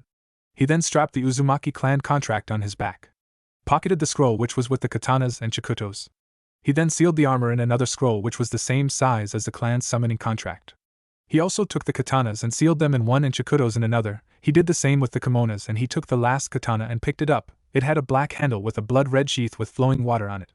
He unsheathed it. It was crimson-red blade which made Koharu and Hamura gasp. Koharu said, Ho Hokage-sama, that is your mother's prized blade. We also thought it to be lost. Naruto eyed the blade, sheathed it, and attached it to the left side of his waist, and gave the storage scrolls to his Kage Bunshins and left with the advisors. After a while Naruto and the two decided to go to their final location, the ANBU headquarters. The ANBU headquarters' secret entrance was within the Hokage Tower basement. Then Naruto was shown a secret door and pathway to the base itself. This base proved to be among the many littered all around Konoha, but this also served to be the main base of ANBU. The others were also decimated during the attack of Pain, leaving this to be the sole remaining base within Konoha. As Naruto entered, he was shown through the area until they arrived to the base itself. The area was large, seeing how it was underground. There were various facilities in the area such as changing rooms, offices, conference rooms, bathrooms, gyms, dojos, training grounds, a bar and other recreational rooms. None of those were of concern, however, as they instead made their way to the ANBU commander's office instead. During their walk to the ANBU commander's office, the various ANBU within the base began to salute respectfully towards their new leader. Naruto smiled at the respect he was getting. A few minutes later they finally managed to arrive in the commander's office. Once they arrived, Naruto thought it seemed similar to the Hokage's office but slightly smaller. The ANBU commander bowed and the three noticed he was accompanied by 4 other ANBU operatives who bowed alongside the commander. It seemed as if the man had been expecting them for some time. Hokage-sama, it is a pleasure to see you, he said. Thank you, ANBU Hancho. It seems you have been expecting us? Replied the young Hokage. Indeed, Hokage-sama. We were awaiting your arrival as I wished to introduce your new ANBU bodyguard squad to you. I assure you that upon reviewing all my personnel I could not find anybody else more capable than them. They are the best of the best, said the masked man as he pointed to his 4 other members who stood in place proudly. Naruto nodded and smiled as he saw them. He noticed that there were 3 shinobi and 1 kunoichi from the group. Pleased to meet you all. But before you all become my official protection squad from ANBU, I wish to meet you all without the masks, he said with a smile. The 4 ANBU members all looked towards their commander as if asking for permission. He nodded and the 4 began to remove their masks. Naruto looked at each of them. Could you please introduce yourselves? He asked as the 4 nodded. The first to walk up was an average-looking man. He had spiky brown hair and brown eyes. He looked like he was in his mid-30s. Hokage-sama, I am Yamamoto Katsuro. My roles in the group are as the captain and the tracker. My ANBU codename is Okami, Wolf, and I have been in ANBU for 15 years, he said proudly before stepping back. Next to walk up was a blonde man with blue eyes much like Naruto who looked to be in his 30s as well. My name is Yamanaka Daichi, Hokage-sama. My role in the team is as the torture and interrogation specialist of the group. I also serve as a censor. My ANBU codename is Hyo, Panther, and I have been in ANBU for 11 years, he said as he stepped back into the group. Naruto nodded. This is a good start, he said pleasantly as the lone kunoichi of the group walked up to begin her introduction. She appeared to have a slender and athletic figure, she had dark blue hair and green eyes, and she also appeared to be in her mid-20s. Hello Hokage-sama, my name is Suzuki Kid. I serve as the poison specialist, the trap expert, and medic of our group. My codename in ANBU is Kumo, Spider, and I have been in the organization for 6 years. Then the final member walked up as Kid rejoined her group. The young man had dark red hair much like Gaara, but he also had yellow eyes. He appeared to be in his mid-20s as well. My name is Sato Hideki. I am the weapons specialist, infiltration expert, and the assassin of the group. In ANBU I am known as Tanuki, Badger, and I have been in this line of work for 7 years, he said. Naruto could hear a certain 9-tailed fox laughing his ass off in his mind but ignored it. Naruto was pleased with the team. Thank you all for agreeing to do this. I feel safe now that my life is in your hands, he told them as the 4 smiled. In behalf of the 4 of us, Hokage-sama, we vow to protect your life to the best of my capabilities, said the captain of the group, Katsuro Miyamoto. The Hokage approved of the 4 as he ordered them get ready to begin. The 4 nodded and vanished to station themselves within the Hokage Tower. With this final step now done, the tour was now over and the 3 returned to the office at a leisured pace. Naruto did his best to remember all the places and people from earlier today. As they entered the office once more, Naruto saw his clones hard at work as they quickly and efficiently went through the Hokage's bane known as paperwork. He also noticed the letters properly sealed and placed in the side of his desk, and he smiled at the good job done by his shadow clones. The Namikaze summoning contract and the storage scrolls were also there, kept in a corner. He removed his summoning scroll and kept it there. The two elders were also surprised at the rate that the clones finished the paperwork. In order to check their work, Hamura walked over to the pile of the completed paperwork and began to read a few off the top. He was quite impressed at the performance and the choices of the clones. Their decisions and choices with the paperwork was a little rough around the edges, but that was to be expected. All in all, though, it was quite well done considering Naruto's non-existent experience to this line of work. Naruto saw the impressed expression of the elder, and he couldn't help but grin upon seeing their reactions. He then walked over to his new chair and sat in it as he relaxed his aching feet. The two elders then made their way to the front of Naruto's desk as they directed their attention to the young Hokage. "Do you have any questions, Hokage-sama?" asked Koharu. Naruto nodded slightly. "Yes, I do have 2 questions. First off, am I able to promote anybody I see fit? My second one is related to my staff. If I was not mistaken, I am also entitled to an advisor or 2 and a secretary, correct?" The Hokage asked the 2. Hamura began to answer Naruto's first question. "As for the promotions, unfortunately you are unable to just promote anyone you see fit. For this you have to run your choices over the council during meetings where they will vote on whether or not a candidate is worthy of a promotion. But during times of war or during an invasion attack you are given the ability to bypass the rule, promote whoever you want. You do not need to seek approval from the council." For the second question, Hokage-sama, yes, you are entitled to your own personal staff. You alone are in charge of choosing them, but we do advise you to be cautious as to who you would choose as your advisors. We recommend for you to choose only 2 of them. And even though we will serve as you official advisors, they will be your personal advisors, answered Koharu. "Any other questions, Hokage-sama?" she asked. "Actually, I have another question which popped into my mind. It's about the Jonin vote. I just want to know any details about it, when it will take place, and such," he told them. The Jonin vote is a customary tradition to see if one candidate is truly worthy of the position of Hokage. Usually it takes a month or 2 during the reign of the Hokage to see if he is worthy, but due to the state of the village we believe we may push it back to 6 months. During those 6 months you must impress the Jonin of Konoha and show them why you are worthy of the position. During the vote you also need at least 75% of the Jonin votes to be accepted. The votes of Jonin, ANBU and Tokubetsu Jonin are counted during this event, explained Koharu. Naruto understood the answers of the 2 elders. He already had people in mind for a promotion and for his personal advisors and secretary. He also felt no pressure with the Jonin vote. He was confident in his abilities. Sensing no other question, the elders nodded. Koharu then informed Naruto about what tomorrow would bring for him. "Hokage-sama, we have also scheduled your first ever council meeting tomorrow." The clan heads and other council members were also told about this. This is customary, much like the tour, in order to show the newly inducted Hokage the real council meetings, since as Hokage this is going to be a regular event in your life. The council members are anxious to hear from you. They are currently awaiting any form of news or plans you may have concerning Konoha's reconstruction plans. And while you are there, I suggest for you to ready whatever idea you have in mind which requires approval from the council. Now if you ever have any more questions you wish to ask us, just look for us within our offices below you, she explained to Naruto as both she and Hamura began to exit the office of the Hokage. But before the 2 could leave, Naruto decided to ask them one more question that has been bugging him all day. "Wait," he called out to them as the 2 refrained their actions and moved back into the front of Naruto's desk. "Yes, Hokage-sama, what do you need of us?" asked Hamura. "Actually, Hamura-san, Koharu-san, I have one final question, but it is more of a personal question," he admitted. "Of course, Hokage-sama. Ask away," replied Koharu. Naruto gulped as he thought of ways not to sound rude towards the 2 elders. "Why are the 2 of you being so supportive of me?" he asked. As the moment those words came out of his mouth, he realized his mistake, as it did sound slightly rude towards the 2 elders. "Excuse me?"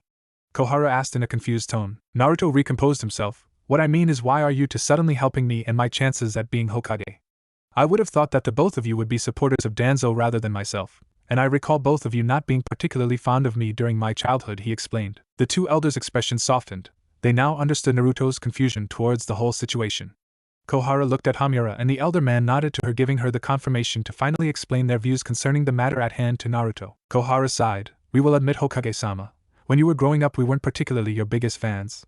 We admit that we were even on Danzo's side when the topic at hand was concerning you. We thought it would be best for you to be placed in Root rather than the academy, but the Sandaime always rejected Danzo's suggestions to place you in Root. But as you continued to grow, so did our opinions about you," she explained. Naruto listened attentively. He flinched at the mention of his possible recruitment to Root. He was extremely grateful towards the Sandaime that he had not been placed in that horrible faction. "The Sandaime was the first key factor in changing our views about you. Hiruzen was always a kind and nurturing man, and he thought the world of you. He always believed in you, and that belief soon rubbed on us. When we saw you risk your life during the Chunin exams, and when we saw you willingly take on pain by yourself, we saw you for who you truly were," she continued. Naruto looked at the two elders in surprise. He hadn't known that he has this effect on people. Ever since the Chunin exams we saw your potential, and the love you held for the village. We also saw the will of fire burning brightly within you. We could see greatness in your near future, and we even believed you could even one day become Hokage. We just didn't think it would be so soon, and although we believe in you we aren't necessarily sold on you already becoming Hokage. You are much too young, Hokage-sama, and you don't have the required knowledge, political savviness, nor etiquette to truly be a Kage, at least not yet. We want you to one day be Hokage, but we would have preferred it to be the later rather than sooner. We wish that by the time you were chosen as Hokage you would have already been equipped with the required skills and knowledge rather than having to be baptized in fire. Naruto nodded, fully understanding the source of their worries and reluctance. He was not at all surprised that it revolved around his immaturity, unrefined nature, impatience, and naivete. A Kage needed the perfect blend of both strength and knowledge, but at this point in time Naruto was more than aware that his strength was far more superior to his knowledge. If he were to be a successful Hokage he needed to grow up, mature and learn as much as he can, and he planned on doing just that. Although we do agree with Danzo from time to time and although we are friends with him, even we must admit that we would rather have you as Rokudan Hokage than him, she confessed as Naruto was broken out of his thoughts. He stared at the elderly woman with a shocked expression. What do you mean? He asked. Danzo is too aggressive and ambitious for his own good, and though he cares for Konoha as much as we do, his methods of showing it are questionable to say the least. Naruto nodded in understanding. But Hokage-sama, it is what it is and there is no way to turn back time. We are still more than happy that you're Hokage, but that does not mean we will always be on your side during arguments and debates. We may be supporters of you, but our main priority is Konoha and the village's well-being. We may not always appear to be your friends, Hokage-sama, but we will do everything we can to help you live up to your potential. Naruto looked at Kohara, surprised at the words she told him. He smiled at the two elders and felt happy to know that he did have people who believed in him. Arigato, Kohara-san. Hamura-san, Naruto told the two. The two bowed respectfully to Naruto. Hokage-sama, we may not believe you are ready just yet for your position, but we will assist you in any way possible to hone your potential for you be a great Hokage, Hamura said before the two elders began to leave Naruto's office. But before the two left, Hamura remembered something important. Also, before we leave, Hokage-sama, I wish to give you something to help you start off with, Hamura told Naruto as he handed him a moderate-sized storage scroll. Inside the storage scroll are books on topics such as politics, history, and economics. These are merely a small collection of books within our office which could help you develop your skills as Hokage. I recommend for you to read them as soon as you can. Consider this our congratulatory gift, Hokage-sama. Just as they were about to leave, the door opened and Danzo came in with the stoic demeanor on his face. He closed the door and said, Hokage-sama, you called me. Naruto remembered his talk to Danzo during the meeting and said, yes, Danzo, it's good that the advisors are also here. Now, I have a question to ask you. What do you remember about Naidame-sama's shinobi program that he wanted to enforce? The advisors looked confused, but Danzo knew what he was talking about and answered he wanted to enforce a training program similar to my route, but instead of removing emotions, he wanted shinobi to control their emotions. Both the advisors looked a little shocked, and Naruto said, now, Danzo, I was going looking in these drawers and found out a specific piece of paperwork that Sandaime Jiji left before his death. It was concerning you, Root. Everyone's eyes widened when he mentioned Root because its existence was an A-rank secret. Now, Danzo, before I continue any further, I want to tell you that because of being the Jinchuriki of the Kyuubi, I have the same ability as Mito-sama. I am a living lie detector, so I want you to tell me only the truth from now on. Danzo was sweating bullets. This boy could potentially expose the secret of his root and have him executed. So Danzo, I will ask you questions and reply to me in only yes or no, said Naruto, who had a small smirk on his face which infuriated Danzo even further. Do you love Konoha? Hi. If the root existed, then can I take control of it any time I want it? Hi. Did the Sandaime ask you to disband Root? Hi. Did you coax Hanzo to work against a peaceful group? Hi. Did you have one of its leader killed? Hi. Did you know that he is a student of Jiraiya? No. Do you admit your crimes? Hi. Do you want to repay for your crimes and be useful for Konoha? Hi. Is Root still running? Hi. Then as of this moment you are the commander of reinstated Root division of ANBU, whose supreme control is under me. Danzo had eyes as wide as saucers on this statement and mouth open, but before he can say anything Naruto continued, but you will follow Naidame-sama's program in you, Root. I want battle-hardened shinobi who can lead and make their own decisions, not emotionless puppets who can't think on their own.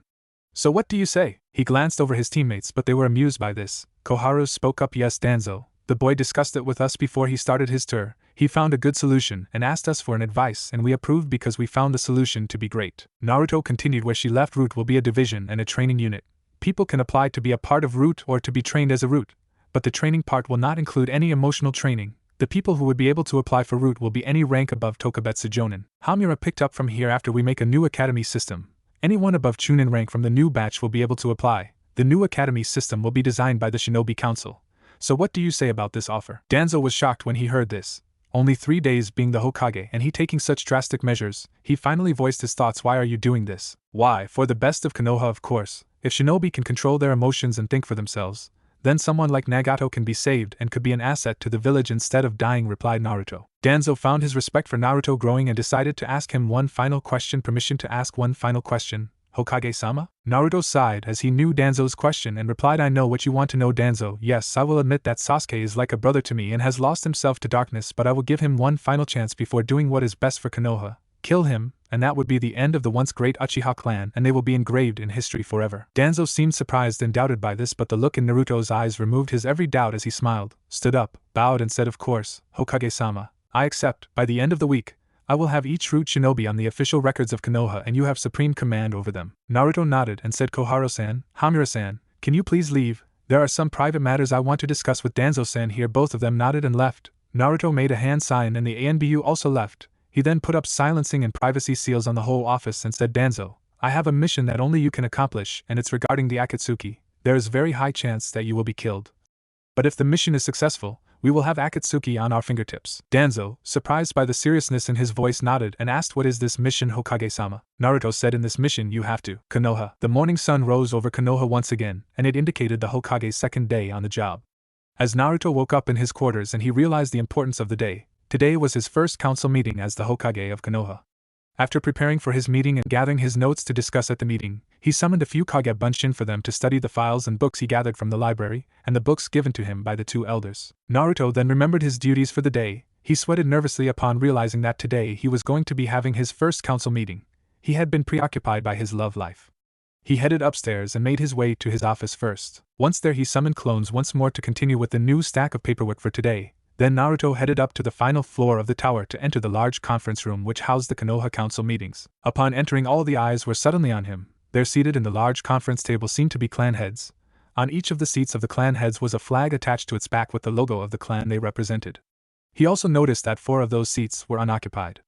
Also sitting on the table were 6 representatives out of 7 of the civilian council. They were seated near the end of the table, while at the head of the conference table was the seat for the Hokage. Seated nearest to the Hokage's seats were the elders of Konoha.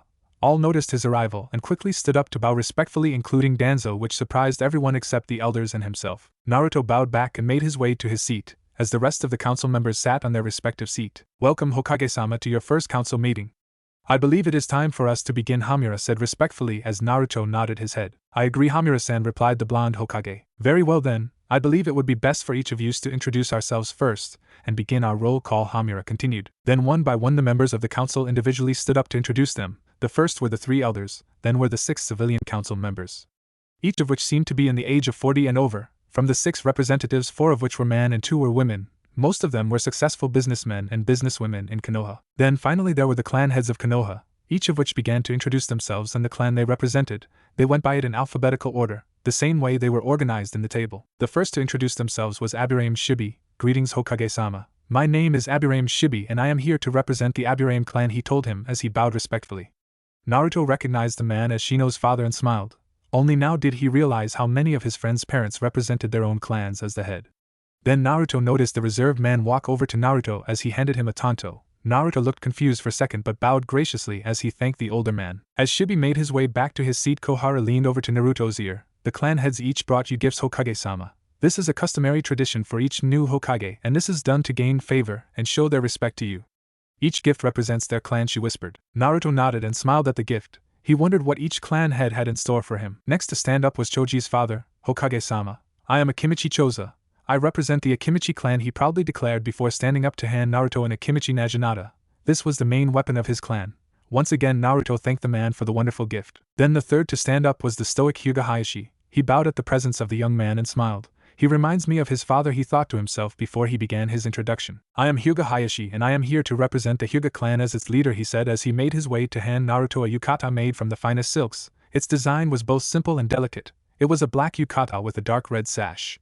Naruto accepted the gift happily. Kiba's mother then stood up with a feral grin as she stared down Naruto intimidatingly. Naruto gulped and began to sweat nervously due to the intense glare of the woman. Hokage-sama, I am Inuzuka-tsum. I've heard so much about you from my Sochi Kiba. Anyway, I am here to represent the Inuzuka clan, she said as she handed Naruto an Inuzuka fawn necklace. The fifth member to stand up was a man Naruto recognized quite well, the clan head of the Nara clan and Shikamaru's father, Shikaku Nara. He stood up calmly and sighed. Introductions are so troublesome, he confessed as the whole council's sweat dropped at the Nara's laziness. Like father like son, Naruto thought to himself in an amused tone before Shikaku began to speak. We already know each other, Hokage-sama, but I am Naruto Shikaku and I am here as Jonin commander, and as the clan head of the Nara clan, he said. His gift to Naruto, however, was unlike the others. This time it was a shogi board which Naruto gladly accepted. Then a man the Hokage didn't recognize began to stand. Upon first glance, Naruto almost mistook him for the deceased Jonin Sarutobi Asuma. He appeared to have the same spiky hairstyle and the same beard as Asuma, but physically he was slightly shorter and smaller than the man. Hello there, Hokage-sama. We have not met, but I am certain you've met my father, son, and my older brother. In fact, I've heard a lot of things about you from the three of them. All good things, I assure you, he said before chuckling. My name is Sarutobi Daisuke, Hokage-sama.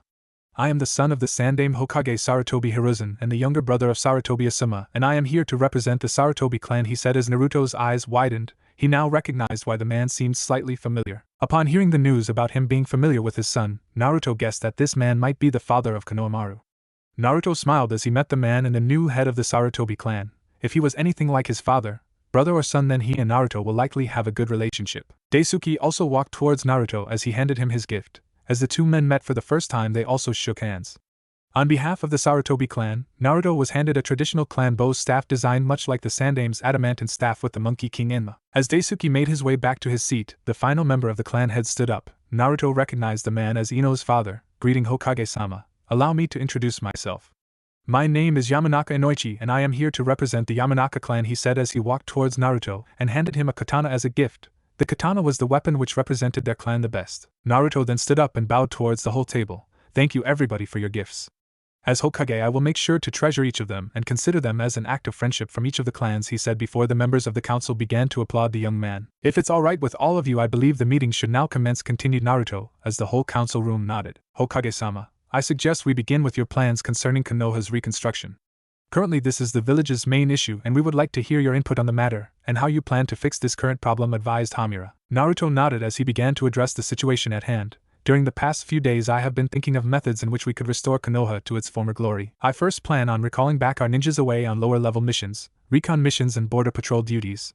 We will need their efforts and as much help as we could get in order to rebuild our village, Naruto continued. Is that all, Hokage-sama? Asked one of the civilian council member, not yet completely convinced by Naruto's plans of reconstruction. Naruto shook his head. Of course not, this is just the beginning. As you all know, Yamato Taishu along with me have the rare ability of Mokutan, he said. The council members were shocked and Naruto explained, after which they nodded their heads. Well, with this unique ability I plan on assigning Yamato as the leader of the reconstruction project of Konoha. Our Mokutan abilities are invaluable in this situation. My plan involves him leading the reconstruction and myself as the overseer of the project, he told the council confidently as the council began to see the logic in Naruto's choices and decisions. Shikaku adopted a thinking pose as he strategized other methods to further increase the potential rate of reconstruction for Konoha. Hokage-sama, how about we also ask for help from our allies from Tsunade to speed up our restoration, he suggested. Naruto smiled at Shikaku's thought. He was thinking along the same lines and then some. I'm glad you brought that up, Shikaku-san. I was thinking of the same thing. But Gaara is not my only option. During my days as a genin I took part in various high-ranking missions and from them I managed to meet a wide variety of people, many of which could help us with the reconstruction, he replied. Naruto then went on to list the people he had in mind, all of which shared a friendly connection and bond with the Hokage, and Naruto was confident that they were willing to help him in his time of need. He told the council of his plans to ask for help from the likes of Tazuna, Shibuki, Gaara, Toki, Chikara, Koiki and Haruna, and he also told them about a potential treaty with AIM. The council as a whole were surprised to hear this, but when told them what he discussed with Konan, all of them agreed. He would now soon write letters to each of the people he previously listed, and he plans on sending a genin team for each letter. Aside from that, he also planned on sending out a few more genin teams to also gather and purchase resources from other lands. Once the talks of reconstruction ended, the council members were quite impressed with their young Hokage. He composed himself as a true Hokage should, and he offered logical and impressive plans to fix the current situations of Konoha. But despite all of that, what surprised the council most were Naruto's connections. The young man already had the support of various leaders, major political figures, and even daimyos. All of this could prove useful for the future. Naruto's two advisors Koharu and Hamura also noted this down. These connections of Naruto has the potential to be beneficial in the long run. When Danzo was also supporting the young Hokage, everyone was surprised, but Shikaku deduced that something must have happened yesterday to cause this. After their discussion on Konoha's reconstruction, Naruto then brought up his own ideas concerning promotions and the council members all listened attentively. and as unbiasedly as they could for each of Naruto's 6 recommendations for promotions. The first of the promotions was for a Chunin promotion. He told them that he wished for Sarutobi Konoamaru to be promoted for his heroics and actions during the invasion of Pain, wherein he managed to defeat one of the 6 paths of Pain in order to save his sensei Ebisu, and he managed to do so by performing the Rasengan. Naruto couldn't help but smile as he recommended his unofficial student for the promotion. He was proud of his Ototo and his student for his growth as both a ninja and as a man. Ultimately, the council decided unanimously that Konoamaru did deserve the promotion. In the back, Daisuke grinned at his son's promotion. The next one Naruto had in mind was a promotion for the longtime Chunin and member of the Hokage Guard platoon, Tadama Iwashi. He wished for him to promote it from Chunin to Tokubetsu Jonin due to his long tenure as both a Chunin and member of the Hokage Guard platoon. He has also shown himself to wield the skills of the Tokubetsu Jonin. Unlike the previous recommendation, this decision took much longer, but in the end they decided he too was worthy of a promotion. Then there were Naruto's 4 final promotions, all of which were to the rank of Jonin. 3 of which were for Marino Ibiki, Shiranui Genma, and Midarashi Anko. The first 2 choices had not been all that much conflicted, unlike the final choice. The council saw it fit for both Genma and Ibiki to be promoted for their long-standing loyalty to Konoha and for all their actions and achievements during their tenure as ninjas of Konoha. However, Anko was a much more controversial choice than any of them.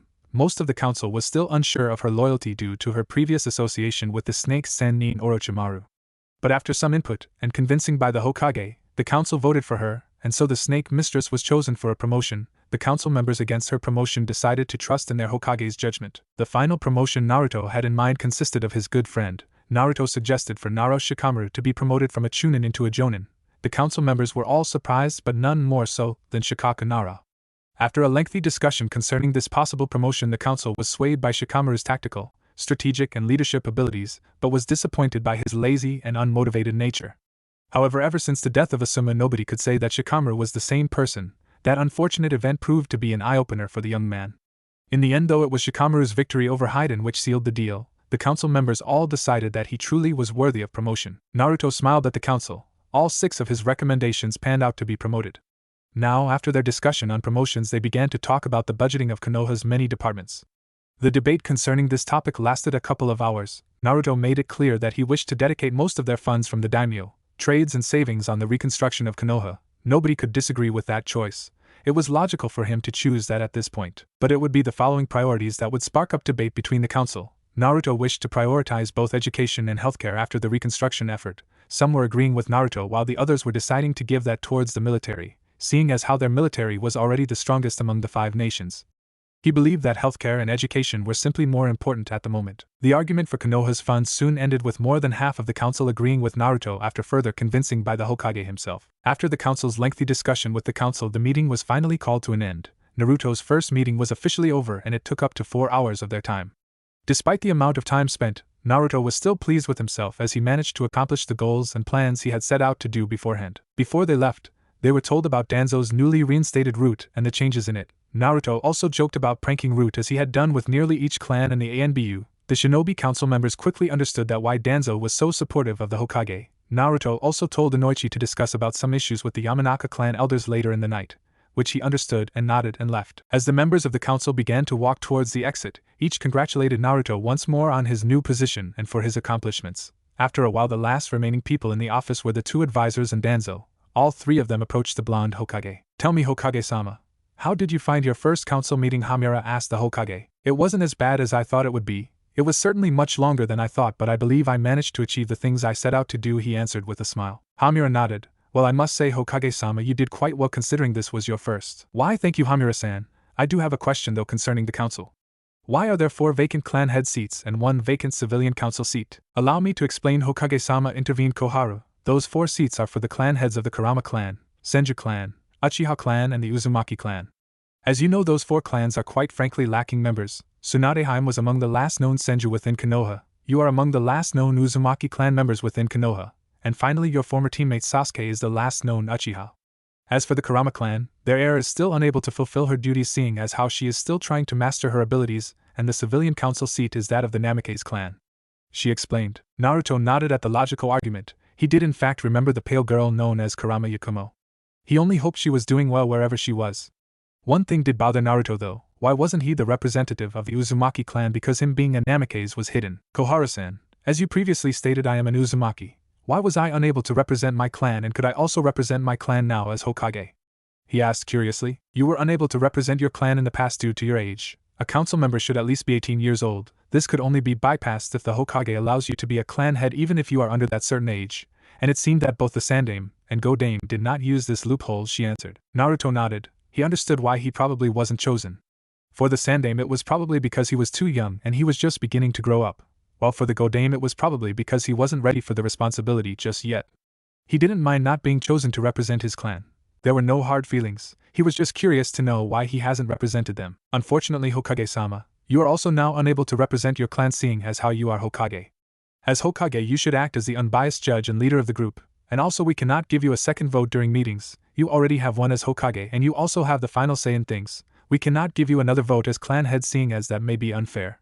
However, your clan could be represented by any relative you may have, any heir you may soon have, and if you are married then your wife could also represent your clan even though she may not be an Uzumaki or Namikaze to begin with. Just as long as she takes your last name, then she is capable to represent your clan while you act as the Hokage, she explained. Alright, I understand, replied Naruto before the two left the council room. The two elders made their way to their offices, leaving Naruto alone with Danzo, who took a seat, and Naruto asked him any progress so far. Naruto said in this mission you have to, but before he could continue, there was a knock on his door. Knowing who were there, he gave them the permission to enter. Kakashi and Sai entered confused to see Naruto alone with Danzo. Both of them then sat down as Naruto continued, I have called because I need Sai and Danzo for a mission and something else for Kakashi. He looked at Danzo and Sai and said I want Danzo to contact the leader of the Akatsuki, Uchiha Madara. All eyes widened upon hearing this as Naruto explained, when I was in the eight-tailed state, I met Tuchan. He told me that someone was controlling the Kyuubi 16 years ago and not even he was able to defeat him. We know that only one person is capable of being this strong and controlling the Kyuubi while fighting someone as strong as the Yondaime Hokage. All of them agreed with his explanation as he continued, Danzo, contact Madara and put up the act of you wanting to overthrow me. I want you to know all of his plans and what he intends to do. Sai, every time he meets him, I want you to follow Danzo with one of your ink beasts. This way, even if Madara does something to Danzo, we will know what his plans are. Danzo knew how much dangerous this mission was, but if he got the information, then Akatsuki would really be on Konoha's fingertips. He nodded and accepted the mission along with Sai. He then turned to Sai and said, I have a proposition for you, Sai. Actually, you could say it's more of a mission that you could choose to accept or refuse. Sai raised a single eyebrow as he studied Naruto. What will be the objections of this mission? He asked in response. The mission is based around espionage. I'm not going to beat around the bush, Sai. I am offering you to be Konoha's new spy master. Ever since the death of my sensei, Konoha has lacked a spy master. At this moment I have the notes and knowledge about my sensei's spy network, but I do not have the time to manage it. This is where you come in. I am more than aware about your talent in espionage, and so I thought you would be a logical choice for this position. Sai was shocked as were Danzo and Kakashi by this proposal. Are you sure about this, Naruto? I hate to remind you this, but I did spy on you for Danzo-sama, he replied. Naruto nodded his head. I'm still impressed about that. I trust you with this task, Sai. Despite your work for Danzo, I know for a fact that you had no choice in the matter, he declared. Sai pondered about the pros and cons about being the spy master of Konoha. He was still unsure if he should accept the position or not. But he was confident in his ability to thrive in the role. Why me? Why not Kakashi or Yamato? Asked Sai. Honestly, I considered those two, but Kakashi will be too busy as the second in command of the Hokage. Yamato, on the other hand, he'll be busy with Konoha's reconstruction. But you were by no means my third choice. All three of you have great potential for this position, but in the end I do think that you are the right choice for this. So what do you say? He asked while offering his hand to Sai. The former root operative stared at the Hokage's hand. After much internal debate he knew that this was something had to do. In a way this was his way of repenting for his earlier betrayal. Naruto may have forgiven him, but he has yet to forgive himself. He shook the Hokage's hands as he stared straight into Naruto's eyes. I accept, he exclaimed in a serious and steely tone. Naruto grinned happily. He knew that he found the right man for the job. He could see the fire and determination in Sai's eyes. Despite his usual calm and emotionless demeanor, Naruto could see just how much this appointment meant to him. That's good to hear, Sai. As the Rokudaime Hokage of Konoha, I am proud to appoint you as the new spy master of Konoha. Sai nodded his head. So when do I start? Straight to the point, I see, replied Naruto. Tomorrow head over to my office and I'll give you the details and notes of my master. I'll also contact our spies and inform them about this. That will be wise, Hokage-sama, said Danzo. Also, Sai, let's keep your identity and role as the spy master a secret for now. We wouldn't want the Akatsuki to target you. Aside from myself, I am allowing only a handful of other people to be informed about your new role. Kakashi, Shikamaru, Tsunade, Yamato and Danzo will be among those aware. Other than those 5 and me, nobody else will be allowed to learn about this. Are we clear? Hi, Hokage-sama. You can count on me, said Sai with determination in his eyes. Good, you can leave now, said Naruto as Sai left the room. He then turned to Danzo and said, Danzo, I know that this mission is dangerous, and with the current asset you have in your eye, it would be dangerous for Konoha if someone managed to get that eye. Danzo's eye widened upon hearing that, but he remembered Naruto's sensory abilities. He nodded and went to answer, but Hokage beat him to it. I know an Iryo ninjutsu which will transfer both of your eyes, and using the Kyuubi's chakra, I can make Sensei's eyes turn on and off. Each eye widened upon hearing this. He decided to demonstrate it. He put his hand beside Kakashi's left eye and channeled Kyuubi's chakra into him. Kakashi felt some changes in his body and chakra network a little. After Naruto was done, Kakashi stopped channeling chakra to his eye and removed his headband, and everything was normal, which meant that Naruto was telling the truth. He again channeled chakra into his eye, and now he was watching the world from the Sharingan's perspective. Naruto turned to Danzo, told him the hand signs and told him to do the jutsu. The jutsu was developed by Tsunade in case that anyone did not have time on a battlefield, needed a transplant from a nearly dead or dying person. Danzo completed the hand signs, concentrated on Kakashi's eye and said Kinkyu Tenso no Jutsu, emergency transfer technique. White light from Danzo's right eye connected with Kakashi's right eye as the eyes exchanged themselves. Naruto did the same with Kakashi's right eye, and now Kakashi was able to see from both eyes normally after nearly 18 years. He activated the Sharingan and the Mangekyo. Instead of both eyes from different, both had the same pattern as of Obito. Naruto even made a seal on Kakashi's head and stored 5 taels worth of Kyuubi's chakra to heal Kakashi's eye and body after he would use the Sharingan automatically. Kakashi thanked Naruto and left as Naruto turned to Danzo and told him to burn his arm as the highest quality of replacement will be arranged for him. Danzo nodded and bowed and left the office, leaving Naruto to train again. Danzo replied, "Yes, Hokage-sama. I was able to come in contact with one of his spies. He seems to be formed from Hashirama cells. From our knowledge, he was Zetsu. I have relayed the message to him. In about 3 to 4 days, maybe he will inform him and come to visit me." Naruto replied, "Good, keep progress and keep me updated and go to the temporary hospital today. A metal arm with fully functional artificial chakra pathways is waiting for you." Danzo bowed and left, so did Naruto as he went back to his office to write letters and to send them to the different leaders. Unknown area. Team Taka were quickly running through the trees to make it to Sasuke's former home, Konoha. During the journey the team was relatively silent, well, at least more silent than usual. Sasuke led the group, but he was engrossed with his past memories with Itachi. That has been occupying his mind lately since he learned the truth of the massacre from the Akatsuki leader Uchiha Madara.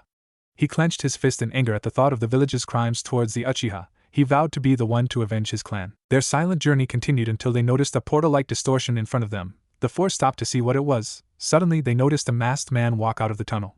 Team Taka recognized the man as Uchiha Madara. The masked man suddenly noticed the company. He raised a hand and greeted the four. "Hey Sasuke," he said nonchalantly. Sasuke didn't seem surprised at the arrival of his distant relative, while his 3 other teammates were in shock. "What the hell? How did this guy do that?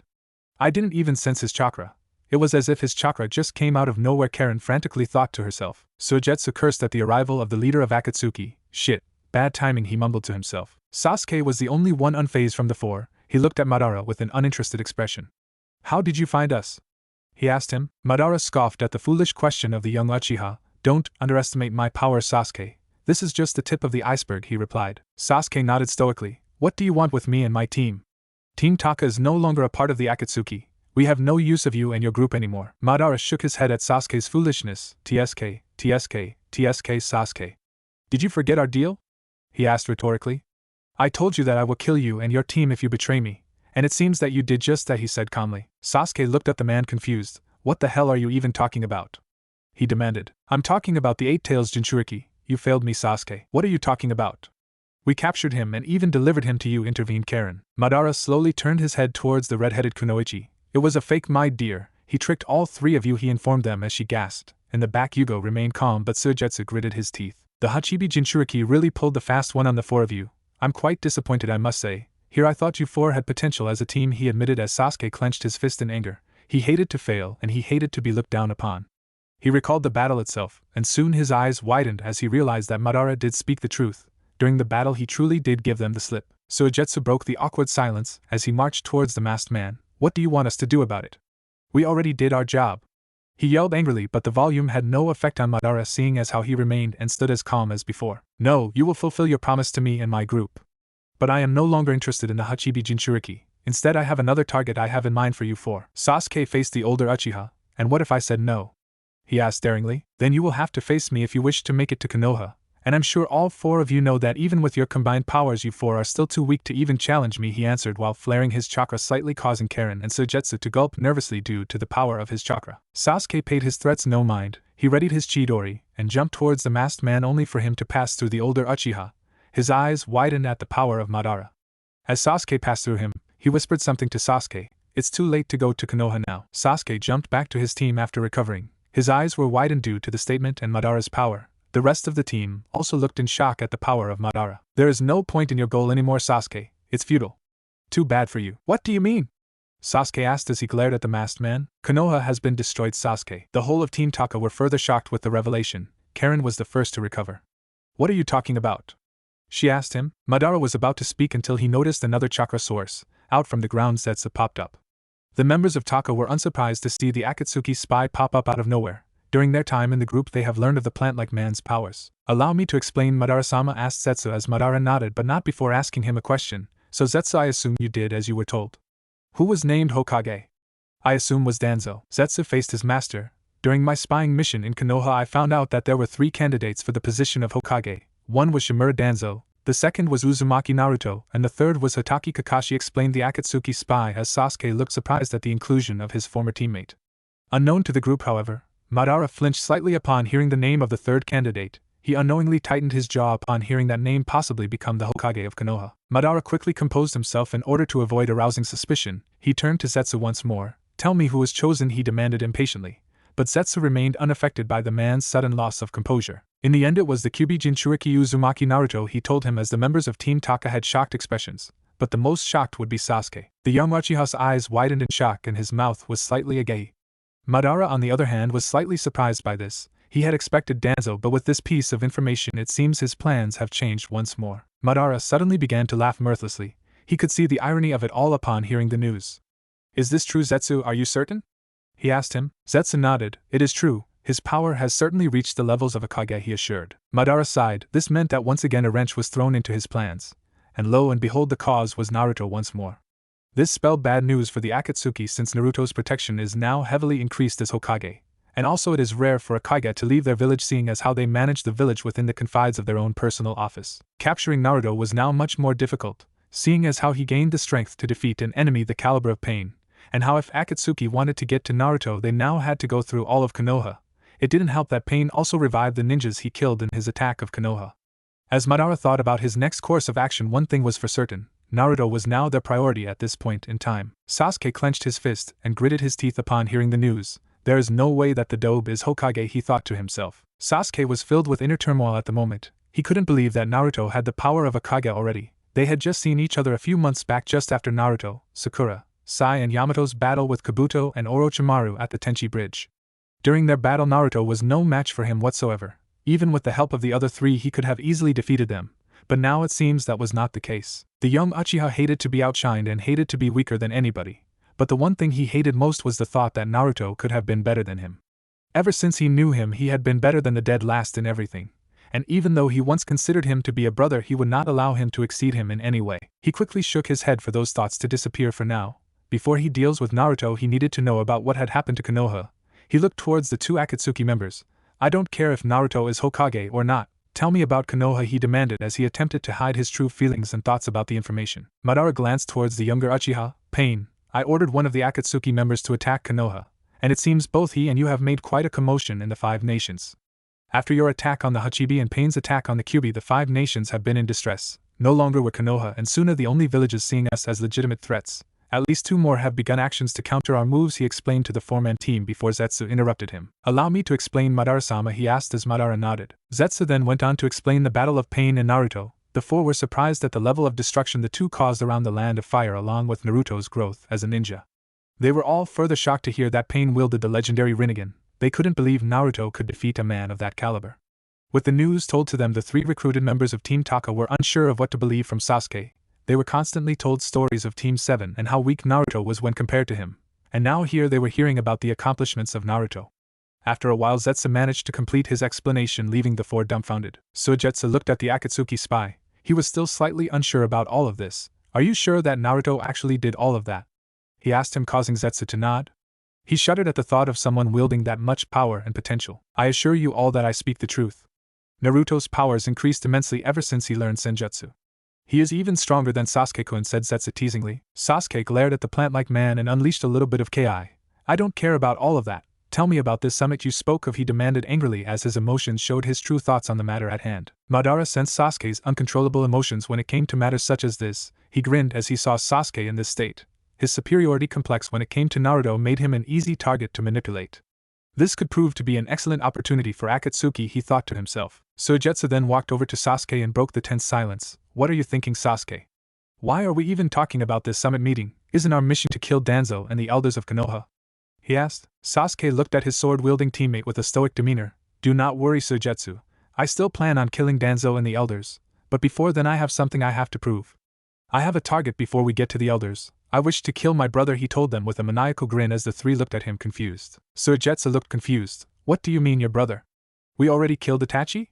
He asked him as Sasuke glared at him for bringing up old wounds. Suigetsu stood back a bit once Sasuke began to unveil his new Mangekyo Sharingan at him. You wouldn't understand, Suigetsu. None of you would understand.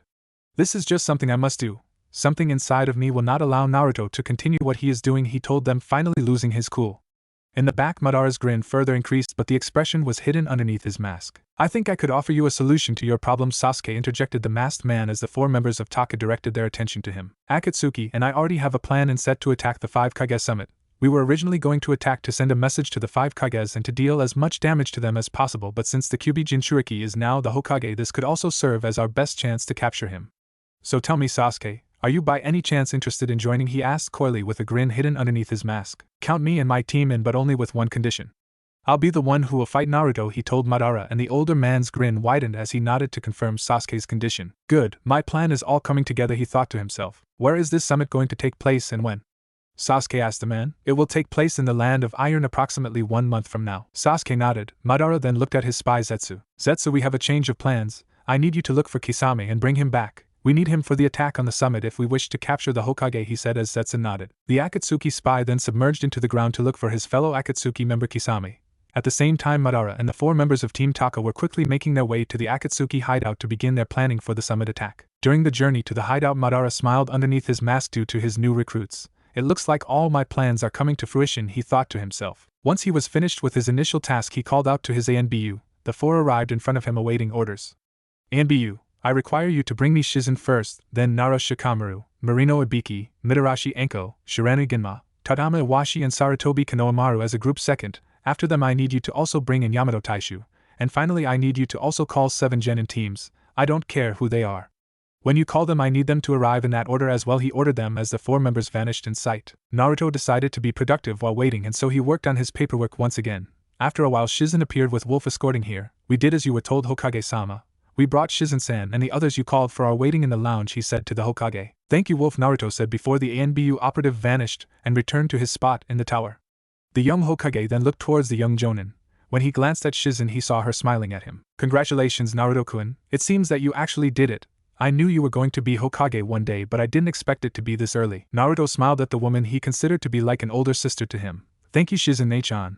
I actually called you here today to ask you to be my assistant like you were to Ka-chan. Shizen looked slightly surprised at the offer, but then she smiled at the Hokage. Of course, Hokage-sama. I'll happily be your assistant, she chirped happily. Naruto smiled at her acceptance as he stood up to shake her hands. Thank you, this really means a lot to me, and frankly I really need your help to organize things, he told her sheepishly, causing her to smile. Don't mention it, Naruto. I am more than happy to be your assistant and secretary, she assured him. That's great, Shizen-chan.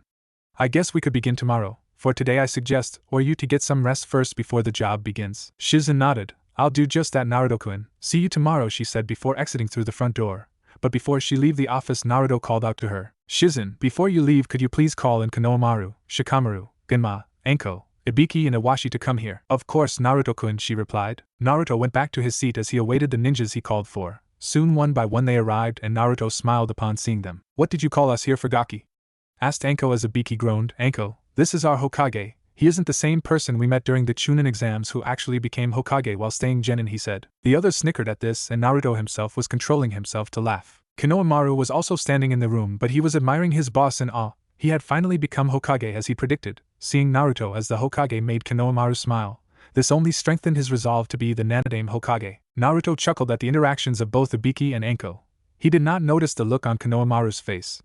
Well, actually I called you all here for certain reasons, he told them as the 6 began to straighten out in front of the Hokage. I would like to congratulate each of you first and foremost. During my council meeting earlier today I spoke to the council about all 6 of you and I nominated each of you for a promotion, Naruto told them with a smile. The 6 ninjas were surprised by the news. Naruto then grabbed the 6 scrolls laid in front of his desk. Each scroll contained the items and documentation for their promotions.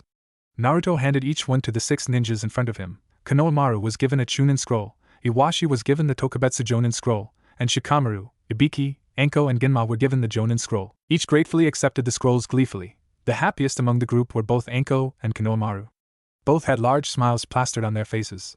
The others merely smirked at their promotion. The Hokage then faked a cough to get their attention. The 6 straightened out and stood proudly as they listened to their Hokage. As you can see, all of you have been promoted. I personally vouched for each of you to be promoted, and I firmly believe that all of you have what it takes to live up to your expectations. I know that all of you will exceed the expectations placed upon you as Chunin, Tokubetsu Jonin, and as Jonin, he said. This may be troublesome, Naruto, but thanks, I guess, said the lazy Nara. Naruto merely rolled his eyes with amusement. He expected this kind of reaction from his friend. Still as lazy as ever, he thought to himself. Konoamaru also stood proudly. Thanks, boss, you won't regret this. I know I won't, Kono, replied the blonde man. Naruto then stood up and looked at each of them. All of you are now dismissed. But Kono and Shika, I need you two to stay here. The 6 nodded. Ibiki, Genma, Iwashi and Enko all left the office while the 2 youngest ninjas of the 6 stayed behind, as Naruto ordered. So why do you need us here, Naruto? Or should I say Hokage-sama, Shikamaru said with a smirk, as he teased his old friend. Naruto groaned at the teasing of Shikamaru. I'm never going to get used to that, and you don't need to call me that. I'm too used to you calling me by my name. That goes for you as well, Kono. He then looked the 2 straight in the eye. I actually also called you 2 here for different reasons, both important though, he admitted as the 2 ninjas looked intrigued. Naruto looked at Shikamaru first before he spoke with his lazy friend. Shikamaru, as you know, I am Hokage, and I admit I still have a lot to work on, and honestly I'm learning as I go. This is why I need an advisor. You were the first person who came to mind when I thought about that, and to be honest I could think of nobody better. The young Nara groaned. He had been expecting something such as this from Naruto. He thought about the pros and cons of the position of Hokage's advisors. He admitted that he could truly help Konoha as an advisor to Naruto. Shikamaru sighed. I'm just not sure, Naruto, this position is just so troublesome? Naruto asked with a straight face before he gazed towards the newly promoted Jonin. Shikamaru, I know this job may be troublesome, but this is something both you and I must do. Asuma believed in you to protect the king, and this is the best way to do so without being Hokage. We're no longer carefree kids, Shikamaru. We can't skip class with Kiba and Choji anymore. Hell, I'm responsible for the whole village while you 3 are being groomed to lead your respective clans.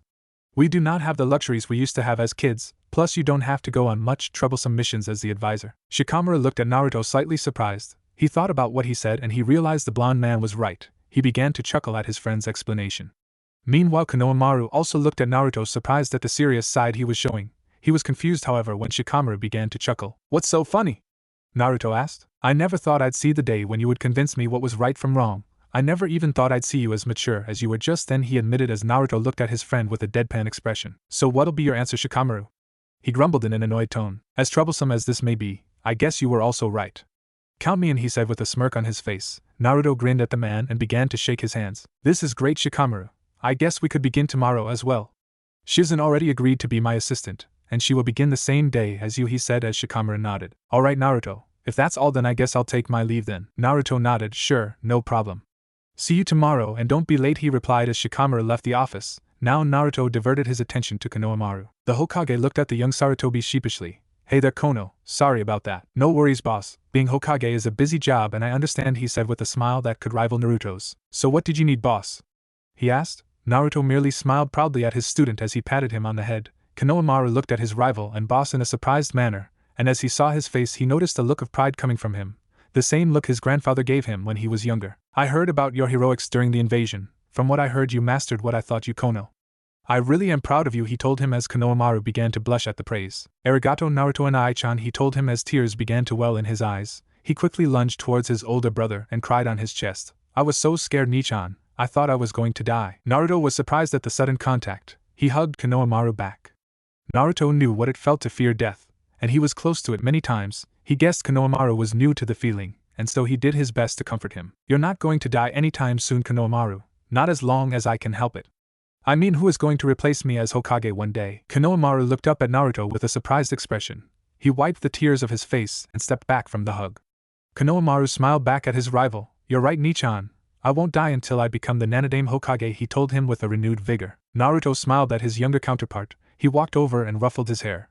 I know you will be Hokage one day, Kono. I have complete faith in you. But for now you're still a Chunin. I also have a possible B-rank mission for you if you're interested. This will be your first mission as a Chunin, he said. Konoamaru then forgot about his tears. He suddenly began to jump excitedly at the prospect of a high-ranking mission worthy of his talents. Finally I get a mission worthy of me, so what's the mission? He asked with gleams in his eyes. Naruto chuckled at his reaction. He was reminded of himself when he was younger. He walked over to his desk and looked over the letters he wrote. He grabbed the one meant for Tsunade and handed it to Konoamaru. Kono, I need you to gather up your team and go to the Nami no Kuni. I need you four to deliver this letter to a man named Tsunade. He owns a building company. They were old friends of mine. When you give them the letter, I also want you to escort them back to Konoha and act as their protection. Are we clear? Konoamaru nodded. The smile stayed on his face. Crystal, he said confidently as Naruto nodded. Good, you're dismissed, Kono. Good luck, he said. Once Naruto was done talking with Konoamaru, he waited patiently for Yamato to arrive in his office. After waiting a few minutes, the Mokutan user entered the office with a grin on his face. Naruto smiled at seeing his Jonin captain, Yamato-sensei, he greeted. Yamato shook his head amusingly. You don't need to call me Taicho anymore, Hokage-sama. You outrank me now, he said teasingly. Plus my name isn't really Yamato. It's actually Tenzo. Naruto was surprised for a second. Well, okay then, Tenzo, he said. Let's get back to business. I actually called you here to discuss the reconstruction of Konoha, explained the Hokage. Tenzo nodded and was slightly surprised at Naruto's sudden seriousness. During my council meeting we had to discuss this same topic, and during that time I recommended that you be the leader of the reconstruction project with me as the overseer due to our Mokutan Kekkei Genkai, he said as he began to explain his whole plan to reconstruct Konoha to Yamato. Once Naruto finished explaining his overall plan to the former root member, he noticed a slightly surprised look at his former captain. Are we clear on that, Tenzo? He asked. Hi, Hokage-sama. I will do my best to lead the current project, replied the Mokutan user. Very good. I also called you here to inform you that I wrote letters to other leaders to seek help for our reconstruction. I will send the genin teams sometime later today, and I will update you on the matter. If all goes well, the reconstruction of Konoha could be achieved much quicker than most anticipated, explained the Hokage as Tenzo smiled at the good news. Well, that's pretty much all I wanted to talk about, Tenzo. You're dismissed, said the young Hokage as Tenzo nodded. The Mokutan user then left the office, leaving Naruto and his clones. Once Yamato left his office, Naruto was left to his final duty for the day. He had to now send out genin teams of B-rank missions to either deliver important letters to world leaders or gather and purchase resources required for Konoha's restoration. He walked out of his office to the waiting room as he called the genin teams one by one, each of which were given a mission by Naruto. During this same time, Konoamaru was already informing his team about their mission. His teammates were surprised to say the least when they saw Konoamaru in his new Chunin uniform. Once they were broken out of their shock, the four quickly departed to Nami no Kuni in search of a drunk builder named Tsunade. Meanwhile, in the Hokage's office, Naruto sent out one genin team to Tsunagekure to ask Naruto's friend the Kazekage for assistance for their repairs. Another team was sent to Yukigekure in order to deliver Naruto's letter to the famed Kazahana Koiki. Of course, the team was more than happy to partake in this mission. It wasn't every day you'd get the chance to meet a celebrity of her status. A third team was also sent out to deliver another letter. This time it was to Tori no Kuni's daimyo, Toki, another old friend of Naruto and the current ruler of the land. Once after he debriefed that team, another was also sent off on a mission, this time in search of Haruna, the daimyo of Na no Kuni. A fifth team was also given a similar mission. Theirs was to head over to Udan no Kuni to deliver Naruto's message to the daimyo of the land, Chikara. The sixth letter was sent to Shibuki, leader of Takigakure. The letter here was not only meant for help in the reconstruction effort. Due to Takigakure's vast resources, the team was also sent to purchase wood and metals to help the village's repairs. Then finally, one last letter had to be delivered. This final letter was to Cheyenne, the priestess and leader of Oni no Kuni. He blushed as he remembered his encounter with her. He couldn't believe how dense he was back then when he had agreed to make babies with Cheyenne without even understanding what she truly meant. He recalled a somewhat similar experience with Koiki as well. He could only sigh at his past experiences with women.